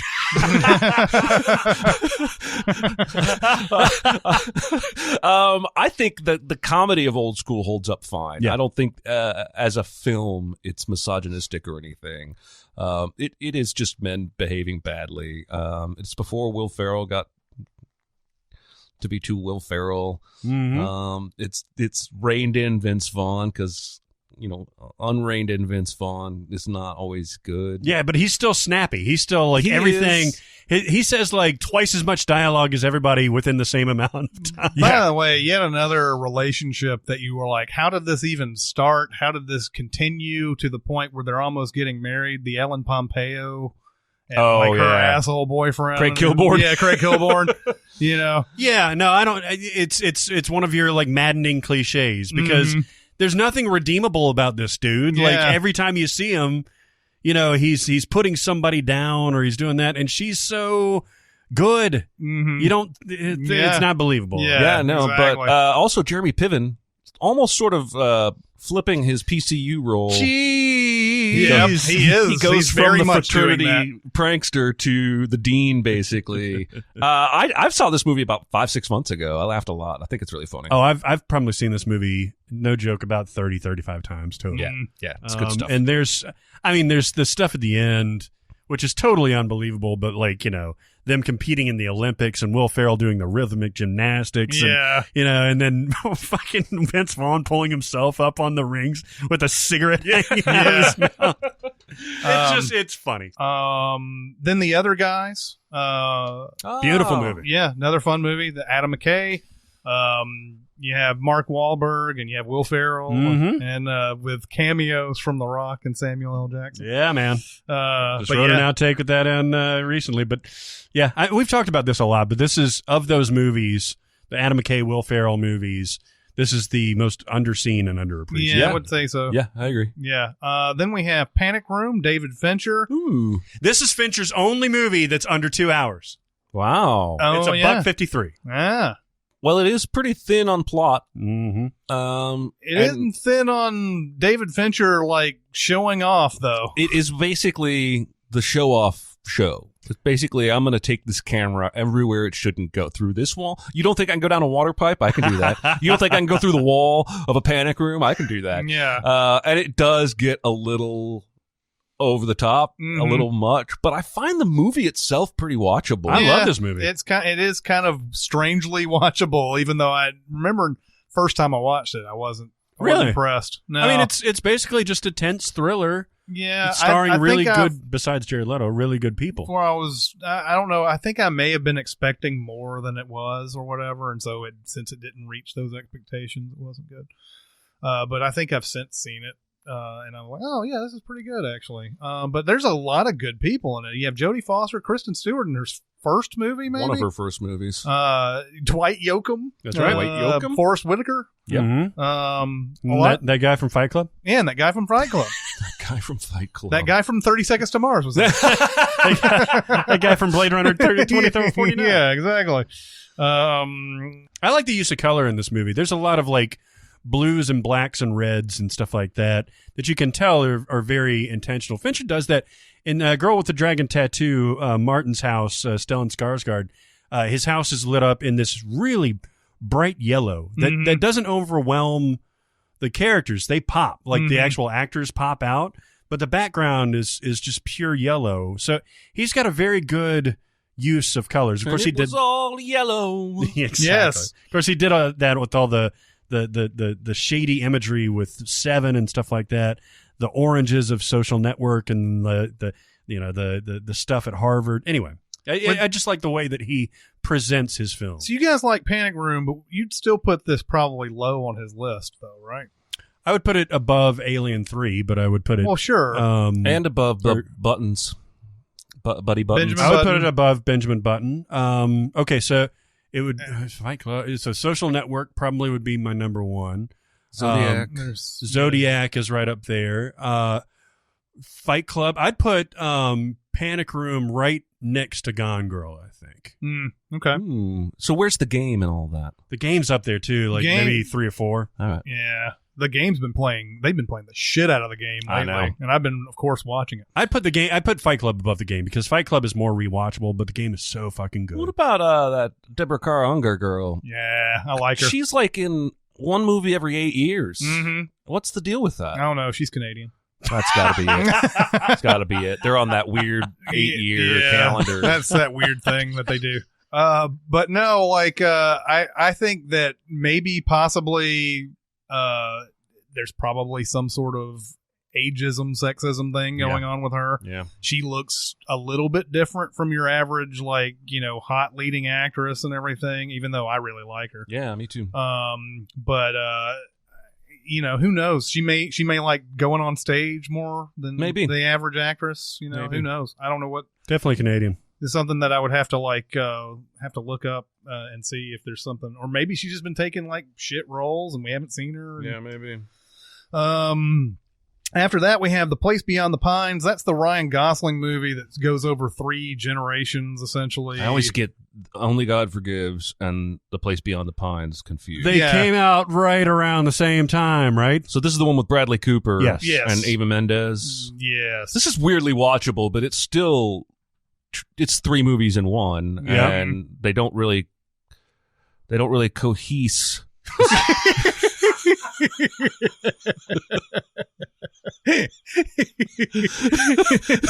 That should be a word. That should be a word. I don't even know how to fix that. I agree. They should cohese. They should cohese like mad. I'm making up words, but I'm still right. Yeah. They don't gel quite the way I feel like. Is this a Winding Refn that made this? No, it was Derek Clan France. yeah, who- Can France. who did was it Blue Valentine? I believe Yeah. so. So those two guys both love working with Ryan Gosling. Yeah, and but yeah, it's told over many generations. You basically have this guy and this other guy hate each other, and then they have kids, and then they they continue that whole rivalry all the way through. You know who else is in this? Mahershala Ali. Mahershala Ali. Yeah, Dane DeHaan, Ben Mendelsohn. There's a big cast in there. I only watched it just because I actually probably thought it was Only God Forgives, and I was trying to watch the movie by that guy who made Drive. But I found it watchable, but it was more like 3 episodes of an anthology show. Yeah, I agree. But anyway, it's an interesting movie. Then I've never seen this. Please Don't Eat the Daisies. Yeah, this is a Doris Day movie that's adorable. Okay. I just wanted to mention it. It takes place in a New York City apartment, and it's got a song called "Please Don't Eat the Daisies," and it's delightful. All right. Daisies also are not edible. They're not good. That's true. Well, that's true. That's where she's admonishing you to not. Yeah. Honestly, I don't know how it became such a problem that they had to ask nicely for you to make a whole song about it. There's some context. That's right. Then Darren Aronofsky's directorial debut, Pi. This movie is grungy indie, man. This is black and white, cheap as hell, but man, there's a definite talent behind this camera. Yep. Man, this is I saw this at in the theater opening-ish day. I guess it was maybe at the Bell Court. Seems like it was at Nipper's Corner, like an old theater or something like that. But I kind of had my mind blown, no pun intended, right, by the ideas in this movie, because you don't know what is real necessarily. It's technically an unreliable narrator, but he does something at the very end that makes you believe he believes totally in whatever it is that his reality. No, I think this has been discussed before. The idea of somebody having this kind of knowledge and this many numbers running through their head, it kind of makes them kind of crazy and everything. I think a lot of this has been discussed about Bobby Fischer. The idea that somebody who could have that many chess moves, which is one of those 1 to the 18 million power type, type of things or whatever. There's something about that, having all these kind of numbers in their head that just kind of makes them kind of crazy. They're always considering all these different angles and everything, and they can't focus on one thing. But the editing of this movie sort of informs you of what the Aronofsky style will be. He opens up almost every scene with that, wakes up, takes pills, drinks something, whatever, and it's like that boom, boom, boom, boom, and then it goes on to the scene. I really like Pi. Yeah, that's great. It probably would be a little bit hard to watch as far as the sound. It feels like a student movie and stuff like that. Have you seen this? No, I saw Requiem for a Dream because it was the first larger release from the guy who made Pi that I had read about but never seen. Yeah. It's wild. I mean, the guy's like a super genius with the... It sounds so up my alley. I'm kind of ashamed I haven't seen it yet. It really is. It's really fascinating to watch. Isn't he trying to sort of come up with a sort of system for the stock market or something like that? Or it's something that's like at least discussed. And then he tries to share that with his professor, and his professor goes missing and things like that. And it leads him to believe that there's a greater conspiracy. It sounds like what Good Will Hunting started out as, a more government conspiracy-based math genius thriller. Yeah. Interesting. But this also that had Mark Margolis in it from Breaking Bad and Better Call Saul in it. Oh, yeah. Oh, wow. Yeah, the Salamanca. Then we have Phone Booth. Hey, do you like this movie? I do. I like this movie a lot. This is a Joel Schumacher movie. It was originally going to be Jim Carrey, and then I think Will Smith. Yep. In the booth? In the booth, yeah. It was supposed to be Jim Carrey, then it was Will Smith, and then it ended up being Colin Farrell. The idea of it is fun, though. The idea that someone's going to get called on a payphone or whatever, and then you have to do what I say. You can't leave the booth, and then you can't tell anybody what's going on, and then all the sort of conflict that comes up from that type of thing, because he wants to tell Forrest Whitaker, hey, this guy on the phone says. And he's like, I'm going to kill your wife. I'm going to kill all these people. There's tense ass moments in this movie. Yeah. And it's, the thing that doesn't ring true for me is that, he hates this guy because he's an agent. This guy, Colin Farrell, represents, the excess of wealth and lifestyle like treading all over the common man, but he chooses like a sports agent or like a talent agent. And I'm Is like, that all it was, though? I forget the end of this movie, but I could have sworn that like his actual motivations were different. maybe. From what he All was I saying. remember is reading that Kiefer Sutherland wasn't the original. Oh, he wasn't original either. That they brought him in. I think they brought him in to redo all the audio, and then they shot another additional scene with him for the ending. But it wasn't him until the last minute. Oh, that's funny, because he was doing 24 at this point. Well, that's the too, thing, yeah. is it was proximity to the 24 set, I think, that led to him doing That's it. what I'm saying. Like, I was about to say that, like, his entire performance in this sounds like in between takes of 24. The following takes following place. take place. Yeah, he's like, the following takes place between 3 a.m. and 4 a.m. Anyway, I'm going to kill you, Colin. And what was it? Is it Katie Holmes is in this? Yep. And what's her name? Rhoda Mitchell. It is Rhoda Mitchell. Yeah. But yeah, he's like cheated on her with Katie Holmes or something like or that. vice versa. One Yeah, of the two. vice versa. But anyway, that's a fun movie. It is a fun movie. It's nothing you're ever gonna say is great or anything, but it's fun. Then there's Punchline. Tom Hanks, Ooh, Sally Field. awesome. Good Awesome. movie. Saw it once, but loved it. Yeah. Yeah, and it holds up too. I saw it fairly recently. Actually. Yeah, sort of delves into what up and coming stand up comics have to kind of go through and everything. Like the scene where Louis C.K. takes out his penis and jerks off on Yeah, it. exactly. Yeah, exactly. Like, You want to see something very similar? I recommended this a long time ago. The Marvelous Mrs. Maisel on Amazon. It's a lot of like similar stuff to where Sally Field has to go through, because Sally Field, I think, is a housewife. Yeah. If not that she has kids. yeah, John Goodman is her husband. Right. And the same thing with Mrs. Maisel, where she's a housewife, a kept woman, essentially. But she's really funny. And she has to have like an opportunity to actually get out there to get that validation. And she's really good at it. And at the end of Punchline, it ends up being that, Tom Hanks is the hot shit, like can't miss prospect, but Sally Field is funnier than him. Yeah. And he ends up recognizing that. And it's just a very, very funny movie. Very good I movie. like also how there's a scene in Punchline where she has a joke. The punchline is basically David Berkowitz. And like other comics come to him, another comic, it might be Tom Hanks actually, who's like, it's like, nobody knows who David Berkowitz is. You have to say Son of Sam. You have to. It's like, but people will know. So you have to think about it and everything. No, you say Son of Sam, and then people know what you're talking about. It's funnier that way.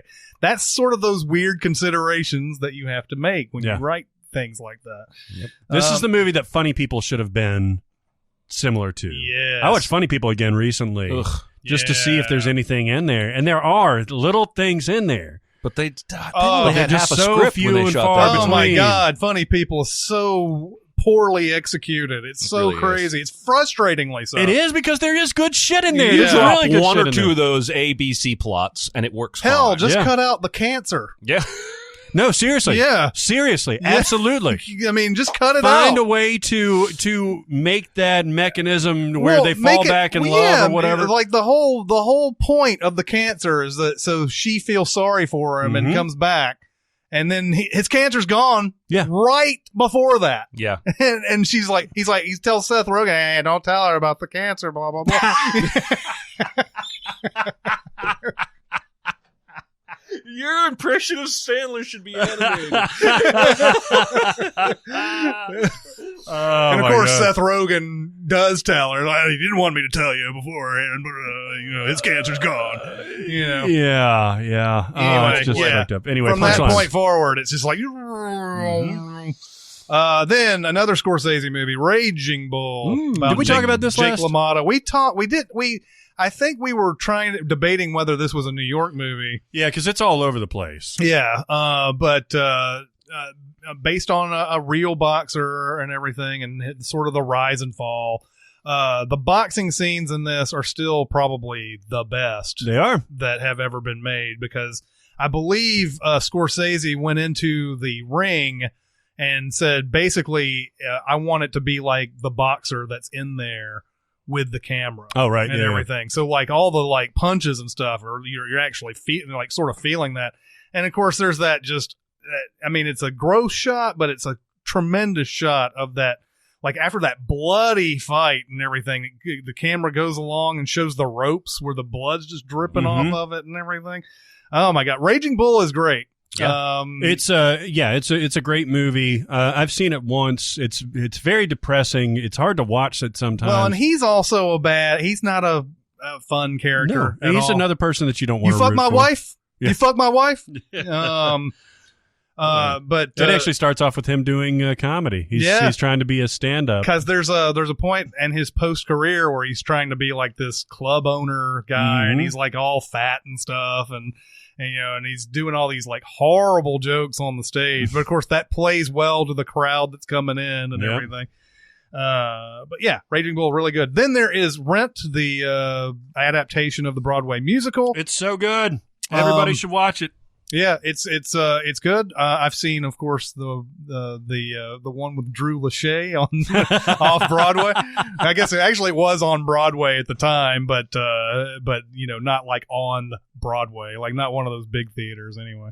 But Rent is good. I haven't seen the movie in forever. This was Chris Columbus who did this one. Chris Columbus, yeah, and it had Anthony Rapp and Idina Menzel or Adele Dazeem. yeah. Rosario Dawson, Tracy Toms, Taye Diggs. Yep. So a lot of the original cast, it deals with the AIDS crisis in the 90s and stuff like that, but it's got such great songs, man. The music they deliver is great. it so great. Music is timeless in this. We've talked about Righteous Kill, horrible movie. There's like, hey, let's get Pacino and De Niro in a movie for once, and it's not just one scene. Let's make the whole movie. And this it came too late, or they just rushed it. It just sucked. Or they rushed. By the way, I've been watching this Haunting of Hill House show that's on Netflix. Oh, I've heard good things. Carla Gugino will never age. Yeah, she is still as smoking fucking hot now as she was in Son-in-Law. Yeah, in a different way, but like in Righteous Kill. Amazing. And of course, she's dating fucking Robert De Niro for whatever reason. In an alternate universe, that Karen Sisko show with her, that was a spin-off from Out of Sight, went on for 8 seasons. Yeah. I don't know if you ever saw it. Yeah, no, I did. I watched the pilot. Fucking awesome in that role. God, she's talented. She is gorgeous. She's an all-timer. It's almost like she's getting more beautiful because in that Hill House show, like she is absolutely on fire. Anyway. Yeah. Then we have Rosemary's Baby. I recently saw this. Ooh, I did too. For the second time. What'd you think? I love Rosemary's It's Baby. so fucking good. It's so good. It's one of the slowest building, like, creepy movies ever. Like, you can watch the first 20, 30 minutes of this movie and leave the room and then be shocked to be told later that it's kind of a horror movie. Yeah. Because it's really, at the beginning, just feels like a new relationship, meet the neighbors, go over for dinner. Things are a little weird, but it's so good. I don't know why other movies, maybe it's just because this movie's older. I don't know. There's definitely maybe some bias cooked in here, but that whole scene where she's going to bed, and her husband, who is John Cassavetes, by the way, is like, we're gonna have sex. This is our night. We can't miss it, and all that. And she's like, no. But like, he rapes her, and then there's this whole dream sequence where we see all the satanic rituals and everything, and the point where Mia Farrow is like, "This is no dream. This is really happening." Yeah, it's so terrifying. Yep. I don't know why it's more terrifying in this movie than any other dream sequence I've ever seen. Mainly it's because I think they've distinguished this is no dream. It is very dream-like, and we're having this sort of like, we're able to do it in this stylistic way. But the fact that it isn't, and then she forgets about it the next morning. Yeah, I think there's creepy. an indication, too, that she's been slipped a Mickey or whatever it is. Yeah. And that she kind of realizes that, because when she's going to, I don't feel very well, I'm going to bed. And that indicates to the viewer, and for all of his obviously personal faults, Roman Polanski is such a fucking genius at this, to where you're given cues and you kind of understand what's going on. The whole movie is like this, where she's getting sicker and sicker as she's drinking this drink that the neighbor is making for her and everything. And then she has that breakdown at the party, and the party keeps coming over. Very reminiscent, or I guess prescient, of Mother. Yeah. Later on, when people just keep showing up to her apartment, she's feeling so terrible. And then all of a sudden it turns, baby kicks. Yeah. And then the movie takes a whole other hard left Yep. turn. Yeah. Rosemary's Baby is fantastic, and when this is published, it'll be past Halloween, but watch it. It's worthwhile. Mhm. Had you seen it before? Or was I this had your not. first time? No, this was my first time. What did you think? I liked it. Yeah, it's tense as You fuck, know me, though, I right? don't dig on horror. I was reading up on this when it came on the other day. It's apparently one of the most faithful adaptations of a book ever made. Mm. Like Polanski, even called the author and asked, like, what kind of this did they use? I need to find a way to get this. And there were some things the guy had made up, and he's like, you can't get those things. So like some of those things they couldn't get, but like he wanted to do everything exact in there, and there's maybe like a couple of changes. Wow. It's so good. Hail Satan! Hail Satan! Hail Satan! Then there is the Royal Tenenbaums. This is a Wes Anderson movie that came out after Rushmore. Do you guys like Royal Tenenbaums? Not as much as most Wes Anderson fans. Oh, really? It's one of those where Gene Hackman's really deliciously bad, not bad as a performance, but he's a deliciously bad character or whatever. I don't know if I've ever fallen on liking this movie. Oh, really? Haven't. I think Rushmore might still be my favorite. I would put Rushmore, Moonrise Kingdom, and Fantastic Mr. Fox in the top 3 for me. Yeah. I love me all of those. And three. Royal Tenenbaums would be probably near the bottom. Really? with Life Aquatic. With and- Life Aquatic. Oh, see, this is up there for me. Although those brothers in India on the train, I don't like that movie. Darjeeling Limited. See, I like that movie too. Yeah. I think we can all agree in Larange's honor that the Life Aquatic is a piece of shit. We don't like it. But no, I think this is very good. I think that it's got Ben Stiller's got a little room to shine. Gene Hackman, like you said, is really in peak mode. And then the whole weirdness with Gwyneth Paltrow and Luke Wilson, which is very weird. Yeah. And Angelica Houston is really good. Like there's just a lot to like. It's a lot to take in, and it's very New Yorky. But I really It dig is a movie I haven't seen in forever, though. So, I mean, it could be something that I'll just have to revisit at some point. It's worth, and the music is great too. But a lot of stories came out about Gene Hackman on the set later on about how much of a surly bastard he was. Yeah, like nobody liked him on set. Right? Yeah. But I think a lot of people were like, yeah, he was a surly bastard, but we liked working with him, that type of thing.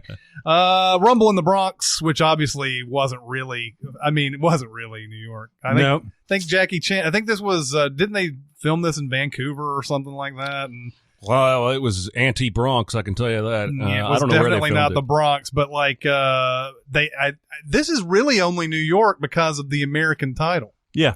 Like it's none of this is New York. It's a bad movie. The acting is terrible in this. It's so dated, but you can't deny those fight scenes. Yeah, the fight scenes are great in it. I wouldn't call this movie bad.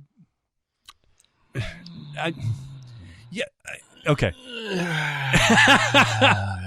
I think because of the fight scenes, it prevents the movie overall from being bad. Yeah. I mean, everything around it, sure. Yeah, okay, so yeah, I mean, as like from a narrative This is structure, the one that's got the refrigerator thing, the warehouse fight, right? it's got the warehouse fight, but it's got the subplot is like the kid in the wheelchair hiding the diamonds underneath his pillow and shit like that.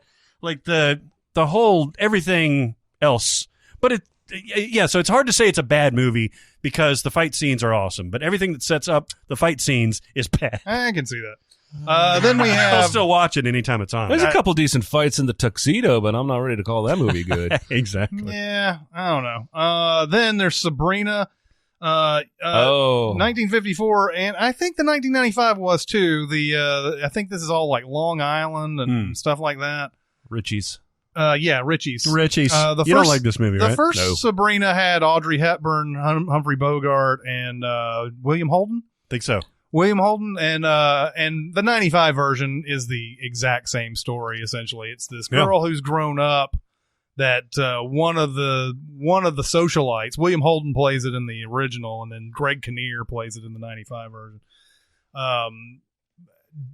Doesn't remember at first. She's been gone to Paris and everything, and then she comes back and she's grown into this awesome flower or whatever. In this one, Julia Ormond. That's right, yeah. She's blossomed into this You're an awesome awesome flower. That's right. Don't eat the daisies. But then, so they start they start falling in love themselves. The older rich guy who runs all the companies and everything, and this girl start falling in love, and it's sort of that's how the movie Kind of goes. like Bad Santa. Kind of like Bad Santa. Kind of like Yes. Bad Santa. Yeah, I would agree wholeheartedly. Yep. I don't know. I liked the '95 version. I haven't seen it in I remember forever. being entertained. Yeah, I haven't seen it in forever, but I remember that was one of those movies I used to go into and watch on break back in 1995. Okay, so I saw it once in theaters. I remember not liking it, but my brain has actually filed it over with that other one he made with hearts in the title and Callista Flockhart, where he met her. Random Hearts? Random Hearts, yeah. And I remember thinking that was trash. I don't think I liked it.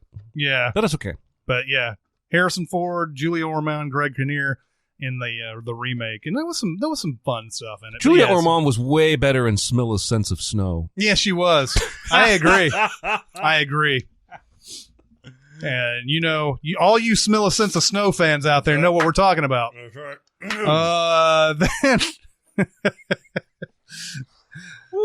Then we have Sin of a Woman. Hooah! Wah! I know this thing's gotten parodied, but man, Yeah, to it's death. good. But it's such a good movie. He and it's Chris O'Donnell, Mhm. and Chris O'Donnell learns life from the blind Al Pacino. I've seen this movie a lot of times. Mhm. And he's affecting in it. Like he plays a blind person very, very well, I assume. And he turns from this irascible bastard into a less irascible bastard. The scene where he's getting ready to go visit the escort is delightful.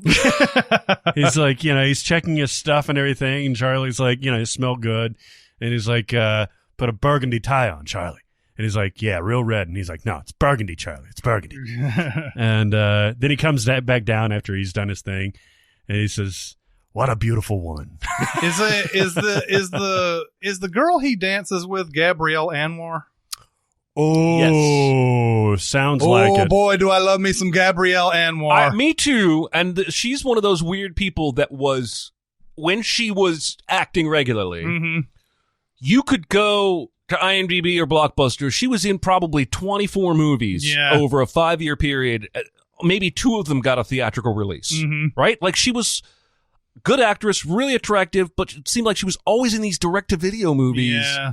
And I don't think anybody knows who the fuck she is. Yeah. Oh, God, she is so gorgeous, though. Yeah, man. Do you mind if we wait with you? And they sit down, and he's like, Charlie's a hell of a dancer. And he gives him the dimensions and everything, and it's da-da-da-da, bum-bum-bum-bum. And he's just, it's fucking great. Was this Martin Brest who directed this? I think so. You just wanted to say breast. I did. I just obsessed with obsessed breasts. with Putting breasts. Louis Yeah, it's Vuitton Martin bras Brest. all over your breasts. Then we have School of Rock. This is a great movie. Oh, yeah. Schneebly. Richard Linklater. Also now a Broadway show. Yeah. Or coming soon Broadway show. I don't like movies with kids that much. Yeah, kids suck. No, but you like seriously. this one. You don't. You don't like this No, one. I do like it. It eventually won my heart, but like everybody was really into this movie. Mm-hmm. And I was like, yeah, all right. But like, I don't know. It was a little too kiddie for me. And at that point in my life, I didn't like kids. Still don't really like kids, but but it is adorable, and it won my heart. Yeah. But I like this premise. You have a guy who's a substitute teacher, and his friend takes the call and pretends to be that substitute teacher. Yeah. Mr. Schneebly. Mr. Schneebly. Yeah. Sarah Silverman is like the worst girlfriend in history. right now. Yeah. By the way, that guy, Mike White, is on the current season of Survivor. Oh, As really? a contestant? It's Survivor like underdogs versus, or Davids versus Goliaths. And the way they've couched it is people who life never gave a break to, and people who've been wildly successful but had parents who were successful. Huh. So basically, like, one of these guys over here is like a doctor who makes a ton of money, but his dad had been a super wealthy doctor too. And so they're like, it was an odd way to present. Anyway, Mike White is on the team of Goliaths because I guess he's made movies and been a screenwriter. That qualifies him as, That's interesting. it's not somebody who pulled himself. I don't know. But on to Secret Window. That's the Johnny Depp. Is it John Turturro also in it? Yeah, it's really good. It's a Stephen King. Is it a Stephen King adaptation? Yeah. Not The Ninth Gate. No, not No. the ninth Is gate. the devil There's- in this one? There's no. This movie apparently compares extremely. It's almost the same as some other movie like it, where I've never seen The Secret Window, but I know the ending of it because people said it's like this other movie. Huh. And so, like, Give it to me. What now? This other movie. I'm trying to think of it. Oh, you don't know it. I thought you were hiding it intentionally.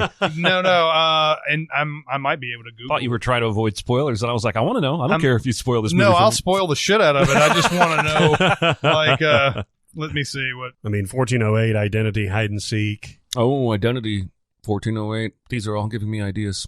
Hide and Seek. God. Oh, that's that De Niro, Dakota Fanning. I almost said Johnson. Yeah.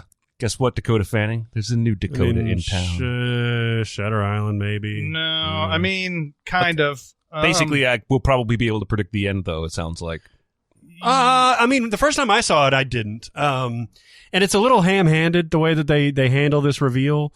But Depp he's charming in this thing. And Turturro is menacing, and it's a nice little self-contained thriller. It's Okay. fun. All right. Yeah, I'll have to look that up. But there's a movie when this came out, people were like, "Oh, this is exactly like some other movie that had the Stir of exact same Echoes. twist to it and everything." Oh, it was Hollow Man. No, I'm just kidding. Yeah, it was Hollow Man. You're right.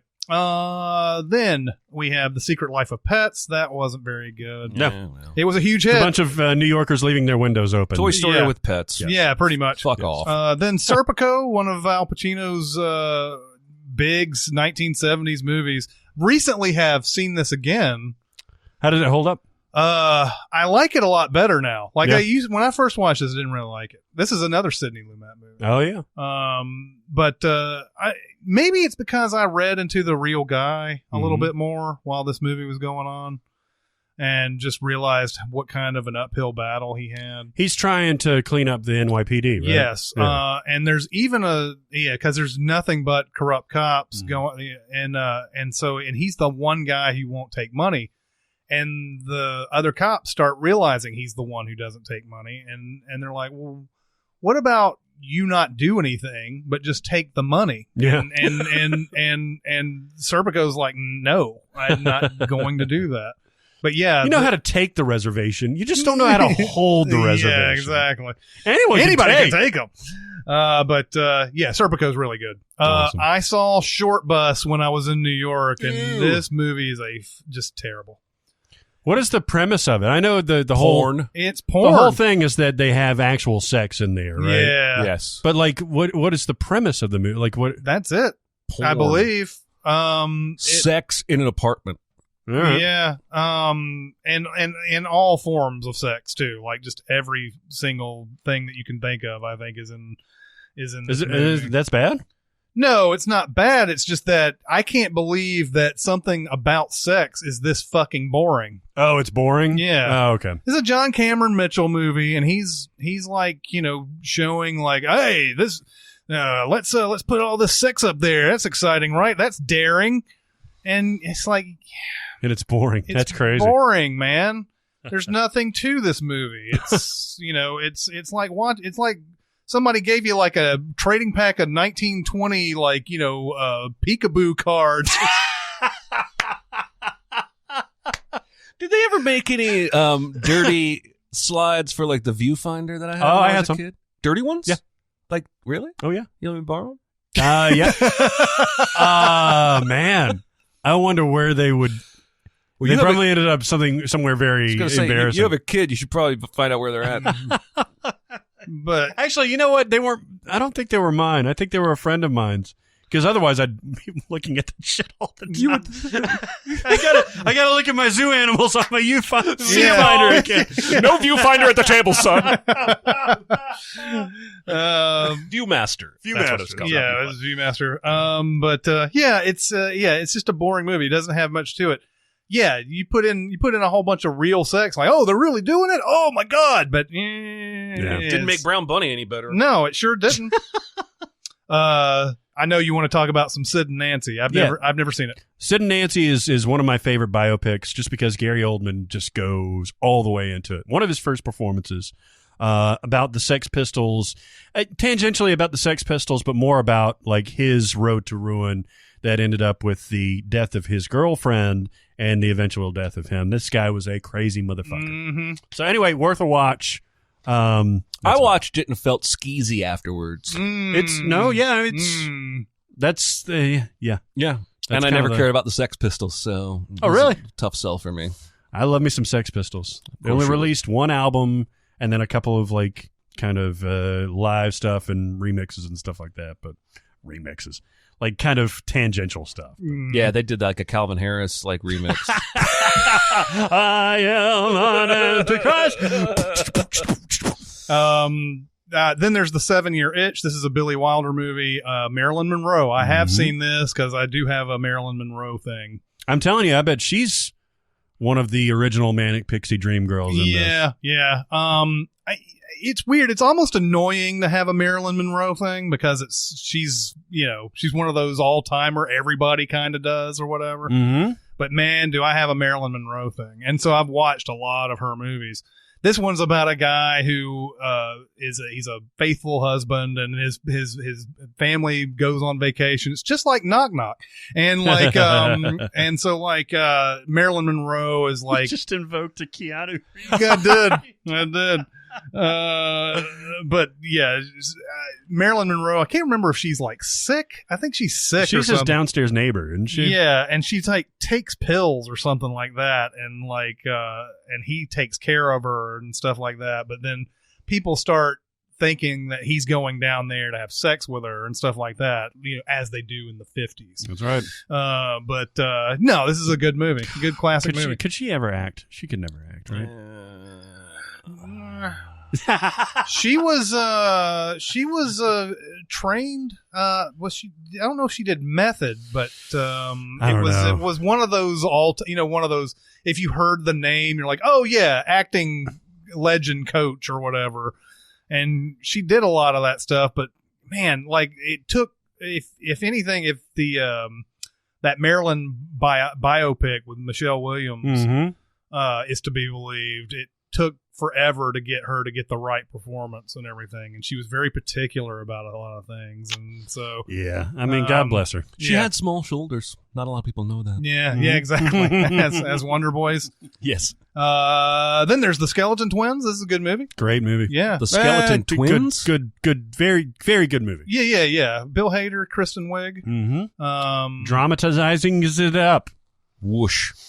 Yeah, they play, I know you would love this movie. I feel like I've never even heard of it. Yeah. One of them or both of them tries to commit suicide by pills. Yeah. And they're twins, or they're brother and sister. I don't know if they're actual twins. I think they are. I think they're twins. And it's about their road to recovery. And the interesting thing about this is that HBO greenlit Barry based on the dramatic performance of Bill Hader in this movie. So it's fairly recent? It maybe 2013, 12. Came out in 2014, and yes, they both coincidentally cheated death, according to the IMDb.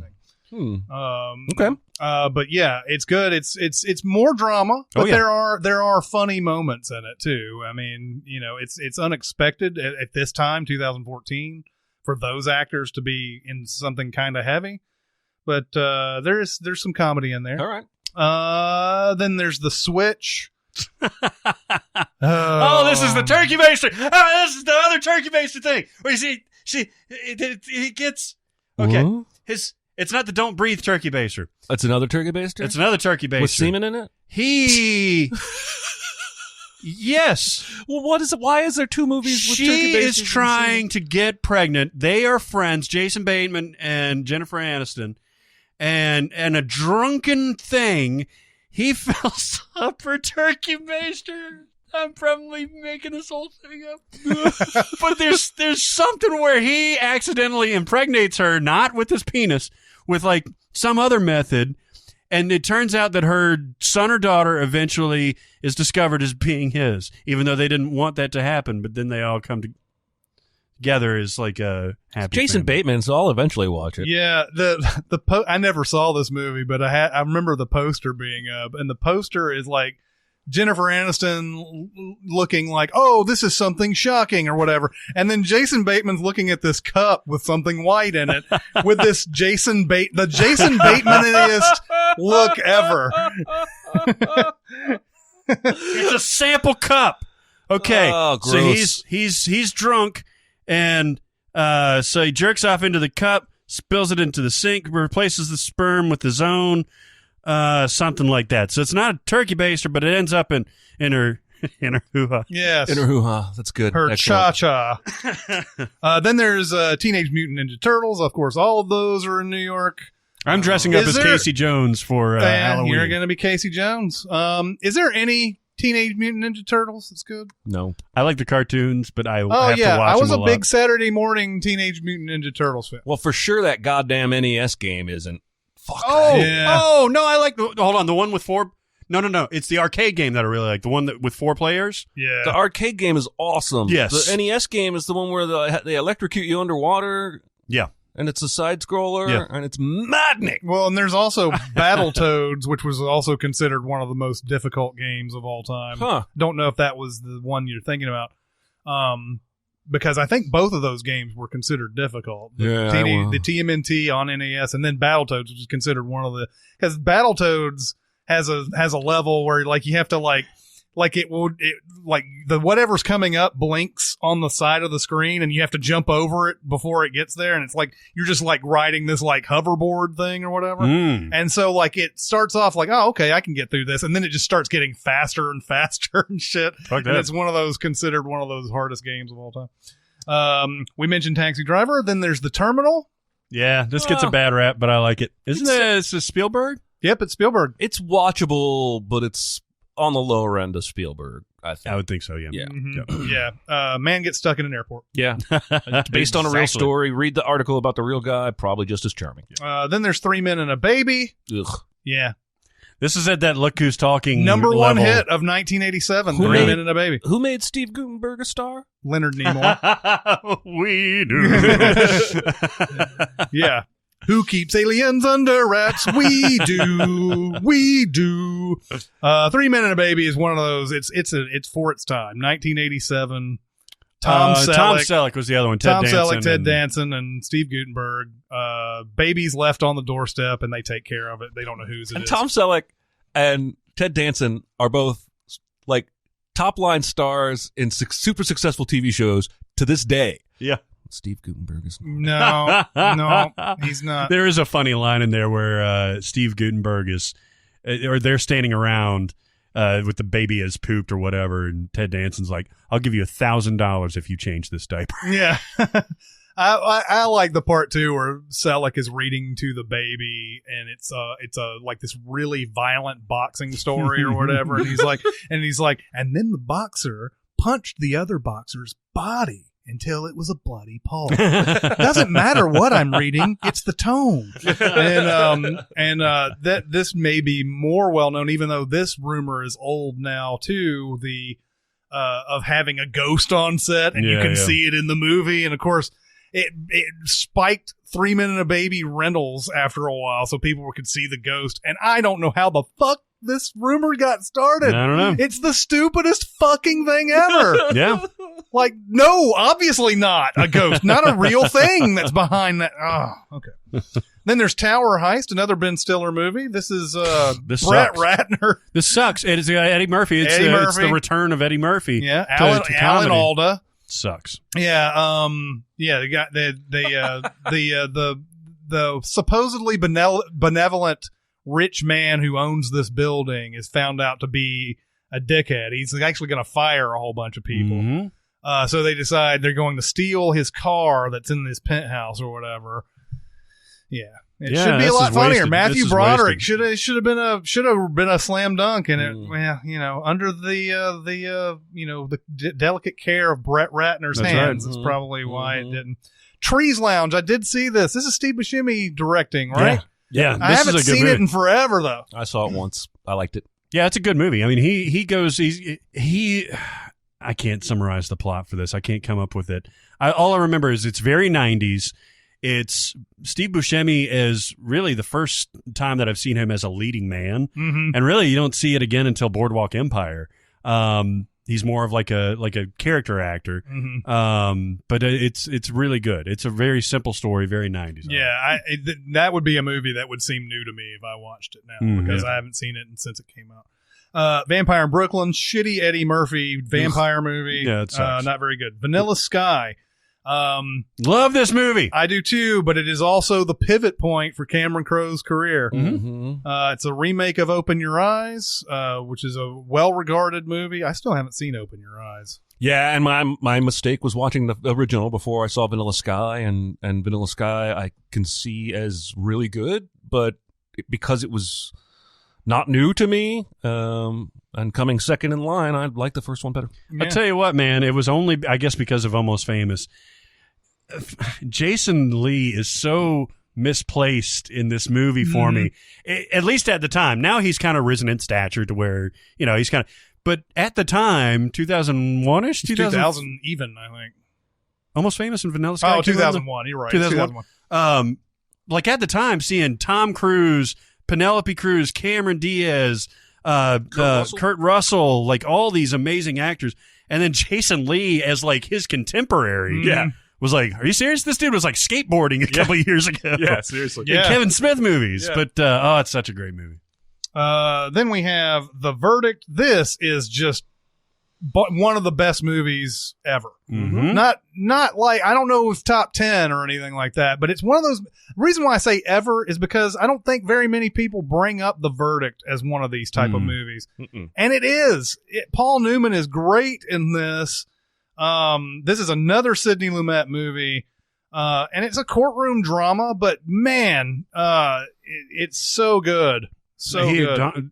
Paul Newman had one of the greatest careers, start to finish, of all time. Yeah, for sure. And bodies of work. Yeah, and philanthropic stuff. Yeah, dude, that guy left millions, tens and millions, and for years, decades, that shit's going to be helping people. Yeah, he seems like I really wish I could have met him. Yeah. Wait Until Dark. I've never seen this. Audrey Hepburn movie. Yeah. I've never seen this. It's a thriller. Yeah. Talk about, she took a lot more chances later on as she went along that I don't think she gets credit for. She talk about like, the ideals of women in the 50s and the 60s. Marilyn Monroe had challenging as far as like an actress goes. Audrey Hepburn was willing to push herself a little bit more and had a lot more range, I think. Yeah. Then we have Whiplash, obviously a great movie. We've talked about this before. Damien Chazelle sort of announcing himself to the world. This is an intense fucking movie. I could watch this movie every day. It doesn't have to be New York, though. Well, I mean, it is a real school in New York. It's not Brooklyn Academy of Music. But what he shoots, none of that is like he's not shooting these big cityscapes or these big. No, it's all flyover neighborhood cities. stuff. Yeah. Like he'll go down to his parents' house or to his dad's house, and they'll have that like pedantic conversation about he's not doing as much with his life. And then they'll go to the local movie theater. I love that relationship with him and Paul Reiser, where they'll sit and they'll eat popcorn and watch movies. Yeah. It's the only grasp of normalcy he has left in this world. Yeah. And the fact that he runs into his dad on his way out of that final concert and it gets him back online is otherwise he's adrift. He's fucked in He's that probably movie. gone forever. Yeah. Whiplash's ending, these movies are in no way similar, but Whiplash's ending is almost like 10 Cups, right? Like the guy is he's fucked up. Now he's been purposefully fucked up, but instead of giving up on the thing that he wants to do, he says, fuck it, I'm doing this and you're not going to stop me. Yeah. And the movie is the ending is one of the most super intense things you'll ever see in your life. Yeah, it's great. Wolf, terrible movie. Jack Nicholson, Michelle Pfeiffer, Mike Nichols directed this. Run far, far away. Yeah, terrible movie. Mike There's a point where Jack Nicholson's peeing on the floor next to a guy at a urinal, and the guy's like, "What are you doing?" "I'm marking my territory." Man, I accidentally watched this like about a year ago, and I was like, "This is terrible." How did this so actually like make it to movies? This is a lot of good people. Yeah, I saw the movie the same day I saw Maverick. Double feature. I think that's what. Did you see Wolf before Maverick? No, I saw Maverick first. You think that's why I like Maverick a little bit? I like Maverick. You don't like Maverick? No, Maverick. I like Maverick. Oh, really? I don't hate it. Okay. I don't think it's great. Well, I don't think it's great. But It's fun. yeah, It's crazy. I saw both of those movies and probably at the same time because I was working at a movie theater. I don't think I saw them in the same day or anything, but I probably had the similar experience. That's right? hilarious. You guys were watching it the Yeah. same day. Then there's Working Girl, another Mike Nichols movie, Working Girl. This is Sigourney Weaver, Harrison Ford, Melanie Griffith. I think some early Alec Baldwin is in this. This has got to be early Kevin Spacey. I think this might be his first movie. Yeah, this is. I haven't watched it recently, but I did watch Mr. Mom recently, and this is probably a similar product of their time. Yeah. Oh my God, she's working. Oh and my she's God. single. Yeah. And she's gonna make a career. It's like, yeah. and it's probably still relevant, unfortunately, today, but hopefully it's a very dated movie. Yeah, I think it got a few nominations back in the day. Then our main list ends with You've Got Mail. Let's talk about this for 30 minutes. Yeah, but it's the remake of Shop Around the Corner. maybe the most remarkable thing to me about this movie is that both Steve Zahn and Dave Chappelle are in it, and they're both absolutely forgettable.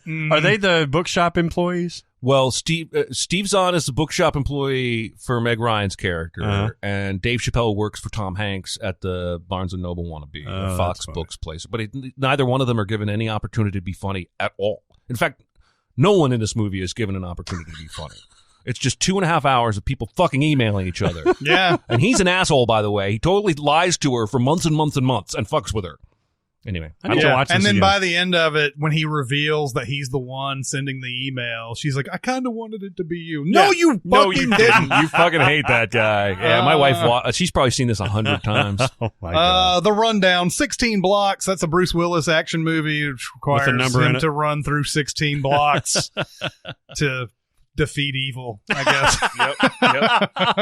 Yep. The 25th Hour, which is a Spike Lee movie that I very much like. I don't know if you I still got to see it, man. It's one of the weirdest Philip Seymour Hoffman performances I think ever. Yeah, it is. Because he's like a contemplating professor. fucking one of his students. Anna Paquin. It's just weird. Yeah. He actually does try it, I think. I think he does. Yeah. Because he thinks that he's misread some of Yeah. her signals. Yeah. And then But then there's Barry Pepper, there's Rosario Dawson. Edward Norton is a guy who they found the drugs in his apartment, and he's living with Rosario Dawson or whatever. So he's got a whole day or something before he goes to jail, and there's a lot of things that he wants to do in this day before he goes. So like hang out with his friends that he hasn't hung out with in forever, and all these different things. And it even has a moment that's very much like Do the Right Thing in it, where Edward Norton gets in front of a mirror and it's like, fuck all these people and fuck these people and fuck all these people and all that. It came out, I think a year after 9/11. So there's even a part where Edward Norton's like, fuck all you guys who are the hijackers of these airplanes and all that. He throws that in there too. It's a really good movie. I can already tell some people out there who might be wanting to write on Facebook and say this movie's terrible or whatever, but I love it. I got to check it out. It's one of your better Spike Lee movies. The Apartment, great movie. This is Billy Wilder, Best Picture 1960. Had Shirley MacLaine, Jack Lemmon. This is really good. This is on my stack of shame. Yeah. The Apartment. I would suggest to both of you to watch this movie. All right. I Not think- the Bare Naked Ladies song. It is not. This is our own apartment. The old apartment. This is something that is so charming and good that you guys will be raving about it the next time you see it. All right. Then there's Broadway Danny Rose. It's a Woody Allen movie. I don't know if I've ever seen this one. Never saw it. Then there's City by the Sea as De Niro and was Franco in this? James Franco? It is De Niro, James Franco, Yeah. Francis McDormand, and Eliza Dushku. I never saw this though. I heard it was terrible, so I didn't see it. Cruising, Al Pacino. And this is gay culture movie. Yeah, is he trying to break him up, or is he trying to experiment, or is he? I don't remember what he's trying I've never to do. seen Cruising, but anyway, I've heard that's a good movie. All right, but I've never seen it. The Company You Keep. That's a Shia LaBeouf, Robert Redford movie. No. Saw it. Boring. Yeah, boring. Eighth Grade, fantastic movie. I can't wait for this to come out. Now it's out of theaters, but as soon as it comes out on... It is on Blu-ray. Can I borrow? I've actually got it. Can I borrow? Yeah. Sweet. But that's a great movie. Hyde Park on Hudson, I've never seen this. I remember when that came out, though. This is Billy Murray doing FDR? Oh, yeah? Yeah. Oh, okay. I just called him Billy Murray like he's a buddy of mine. You did. The Interpreter, which is the Nicole Kidman, Sean Penn movie. Yeah, it happens at the United Nations, and it's tensions ensue. Yeah, exactly. King of New York. Is that Christopher Walken? Yeah. Did you ever see this? I have seen this. I've seen a little part of this, and I wanted to see it, but then I think it's terrible. Yeah? I've never seen it. I don't know. I think this is one of Christopher Walken's, it's almost a star mate. He was a star already, but He's like a drug kingpin, right? Yeah, I think so. But I haven't seen it in forever. Then there is the always unpronounceable Synecdoche, New York. Synecdoche, New York. Which is Philip Seymour Hoffman. It's a Charlie Kaufman movie that's about 5 hours long. It's Philip Seymour Hoffman wants to make this play, and I think he's like a failed playwright or something like that. And so he starts making it on his own or whatever, finds a warehouse. He starts getting actors and everything. Then everything inside this warehouse sort of takes on a life of its own. Like the play is not really anything that's a script anymore. Mm-hmm. Essentially, everybody's sort of acting out real life inside this warehouse. And then of course, because it's Charlie Kaufman, there's a point where inside this warehouse, they're building another warehouse to have another mini play within the play happening inside. It's one of those movies that I will have to revisit at some point. I hated this movie. Oh, when really? I first watched it. Yeah, all that stuff I described sounds fun as shit, right? Yeah. But none of that. Philip Seymour Hoffman's obviously great. Diane Wiest is great in this. But it's just one of those. It was one of those. I was like, God, man, this movie never ends, does it? It just never seems to kind of move where it needs to go, and it feels pretentious and that type of thing. But anyway, I will revisit that movie at some point. Southpaw, Jake Gyllenhaal, boxing movie. Southpaw. And then Tomorrowland, which is also not very good. This Tomorrowland is really only New York connection is that it's like the World's Fair. Yeah. The 1964 World's Fair that happens in Queens. The Men in Black World's Fair. Yeah. Oh, okay. And the the World of Tomorrow is all that So what happens? Do they go through a portal or something? Have you not like that? seen I've it? never seen it. No. Something like that. Man, There's a pin. you have yeah, exactly. At first they drink a Coke and get on a rocket ship. It's really not worth watching. No, it's not How good. did Brad Bird, Clooney, and everybody just whiffs I so don't much? know. I'll give them all a pass. I like them all. Brad Bird, man, that should have been a slam dunk. Tomorrowland. Yeah. And there's some pretty good people in this. I mean, outside from that, I think both Keegan-Michael Key and Jordan Peele are in this. Oh yeah. And House. Oh yeah, Hugh Hugh Laurie. Laurie is in this. Oh, really? Yeah. What the hell? He's like the main guy. So I He's should the not watch main- this. Main bad guy. I mean, you can if you want the cultural touchstone to make reference to. But you wouldn't recommend I it don't at think all. you're going to be happy you did when you're done. Gotcha. It's just one of those movies. The promise of it, seems like it should be. It should be something amazing. Hugh Laurie, Britt Robertson, Tim McGraw, Catherine Hahn, Keegan-Michael Key. It may not be Jordan Peele. It may be Keegan-Michael Key, and then Judy Greer is in there first. I think it might be just Keegan-Michael Key, and then whoever is his there's a part where they go to a store, and Keegan-Michael Key is one of the guys. But then it's somebody else. Anyway, we have gotten through New York. If we missed some shit, Yeah, you know what? deal with it. At this point, deal with it because there's so many. Yes. We could probably. Somebody was like, maybe you should go through the TV shows, and I was like, fuck, we'll be here for another 2 episodes probably. Yeah, just sound off in the comments and let us know if we missed your favorite. We'd be happy to talk about them in the comments. We've obviously seen a few more that maybe we didn't get to, but I think we covered a lot of it. We love New York. Yep. So yeah, speaking of which, go to SinCast presented by Cinemasins on Facebook and tell us what you thought of this very episode. You can go to SoundCloud. You can go to Reddit. You can go to the Cinemasins Twitter. There are a lot of places to find us and communicate with us. Anyway, that'll do it for this episode. It's Chris Atkinson, Jeremy Scott, and Barrett Shear. We'll see you next time. Thanks for listening. Comment on our episodes on our SoundCloud page. Check us out on YouTube, Twitter, Facebook, and Reddit. And be sure to visit cinemasins.com.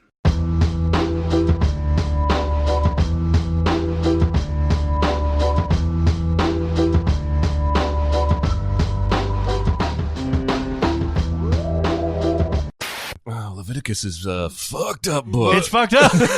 Well, it's Leviticus that has all the weird, like, laws. all the If laws. this, then this. Yeah, like, And like they're- that's the whole one that Martin Sheen does in The West Wing, right? Where he's talking about don't plant crops of different seeds next to each other. Yes. Don't when your wife is menstruating, she has to be away for, like a man can't cross her path or some Yeah. crap like that. There's like a whole bunch of like these things that are, that they group in with homosexuality, and this is always the best argument to me against the whole homosexuals are bad, blah blah blah. I was like, well, do you guys follow all these other laws that are right next to it? Is that how he used it in West Wing? Yeah, because there was a woman who came in who was a part of like some religious coalition, and she was anti-gay or something like that. She was basically a fictional Ann Coulter, and he tears her down. I like my Ann Coulter's fictional, by the way. Yes, it's a great scene though, because it's like you came in here and you're not standing. Everybody stands before the president of the United States, and then he goes through this whole thing. Like it's like you don't think that homosexuals should be able to get married. Well, I'm going to tell you something else from the Bible. Goes through this whole thing. Leviticus, yeah. man. Leviticus is that book they don't teach you when you're growing up because they don't know how. Yeah, no kidding. Did you ever dive into Leviticus? No, there's a good section of that Old Testament that it was like, I remember Genesis and Exodus, and then it was like, let's leap over. So the world is built. You like skip to Judges, basically, Just right? go straight to the New Testament after that. I'll tell you what, I noticed that Social Network was on Starz Saturday night, and I watched it 3 times before noon on Sunday. Jesus. I fucking love that movie. Although there is a mention in that script in The Girl with the Dragon Tattoo where I'm like, man, there's a scene in there that's completely unnecessary. It's like Elizabeth going to like a tech guy and having an argument and all that stuff. And I'm like, it's scenes like this that are completely unnecessary, and it bloats the runtime, because the runtime is like 2 hours and 38 minutes. And I'm like, why isn't Fincher editing himself like he normally does? And then I went back and looked at it, and I was like, hold on, Fight Club was 2.5 hours too, and so was Gone Girl, and fucking Zodiac was almost 3 hours. What the hell, Fincher? All of his fucking movies are like that. Yeah, and actually, I think Social Network is pretty close to 2 hours. It's one of the shorter ones. It's like 2:15 or something like that. Yeah, and that's the one that could be used being longer. I saw. Yeah. What's funny is so this is a perfect amount of time since I'd seen Social Network, probably 4 years or so. And so it was able to play almost like new again. I love when you that far away from a movie is good. And first and foremost, fucking Andrew Garfield. He may be the best thing about this movie. He's great, man. He's great. And this is before Spider-Man, where I really fell in love with him. But he is so fucking good in this movie. You can see the raw edges of Timberlake's acting, I think. Obviously, Nerd Dude is great. Jesse Eisenberg's great. Nerd Dude. Nerd Dude. That was dismissive. Nerd. Anyway, so I'm like, okay, I can't remember how much of this is embellished. Like, there's specific things I'm noticing in the movie that I'm like, that this has to have happened for real, and this has to have not happened for real. Like the crew race that they lose, by the way, that whole race is fucking fantastic, because he's playing that like techno, like that's Trent Reznor and Atticus Ross. But it's still that's a melody Yeah. from something else. Is it really? Yeah, Yes, it is. it's from classical music. Yeah, or, I think it's a classical music thing that they've. I gotta. it's like re-listen to Tchaikovsky it. or I don't know. I'm talking out of my ass at that point. But the tilt shift on that. Anyway, that boat race is probably real. I'm guessing that result was probably real. Well, yeah, those guys were actual. Yeah. They were Olympian rowers. Right. Yeah. And so, and a lot of the stuff in the depositions, I'm guessing, is probably real since that stuff is being taken down largely word for word. But then there's a lot of scenes that seem embellished. Anyway, I was going somewhere with this, and I've totally lost it because I'm just in love with this movie. Were you talking about Garfield? So I was Googling what's real, what's not, and I found an article that was like, The Social Network went from being a masterpiece, and now it already feels like dated fluff or something like that. And I was like, what the fuck? And I read through, and like 2 paragraphs in, I was like, I completely disagree with this. Like, this movie's excellent. But it's talking about basically how Facebook has not only grown so far beyond what it was when the movie came out in terms of size, but that also has scandals. And then I guess because it's dated, it's no longer good. I don't even feel like it was dated because it just played like a period piece to me. Yeah. If it had, I don't know, if it had done a whole bunch of Facebook-ish things in there, like, people getting on Facebook, and we see the screens a million it's times. about Right. the background, and it's about the conflict and all that. It's just like it's a story about starting a business, just like Ghostbusters is essentially, where it doesn't matter what the thing is, right? It's what happened behind the scenes. Well, and even some of my reading after I'd binged it 3 times, I saw a Sorkin interview where he was talking about how he approached it, and he was like, it's a very modern setting, but the tale is as old as they come. It's just about friendships that break apart, and betrayal, and money, and greed, and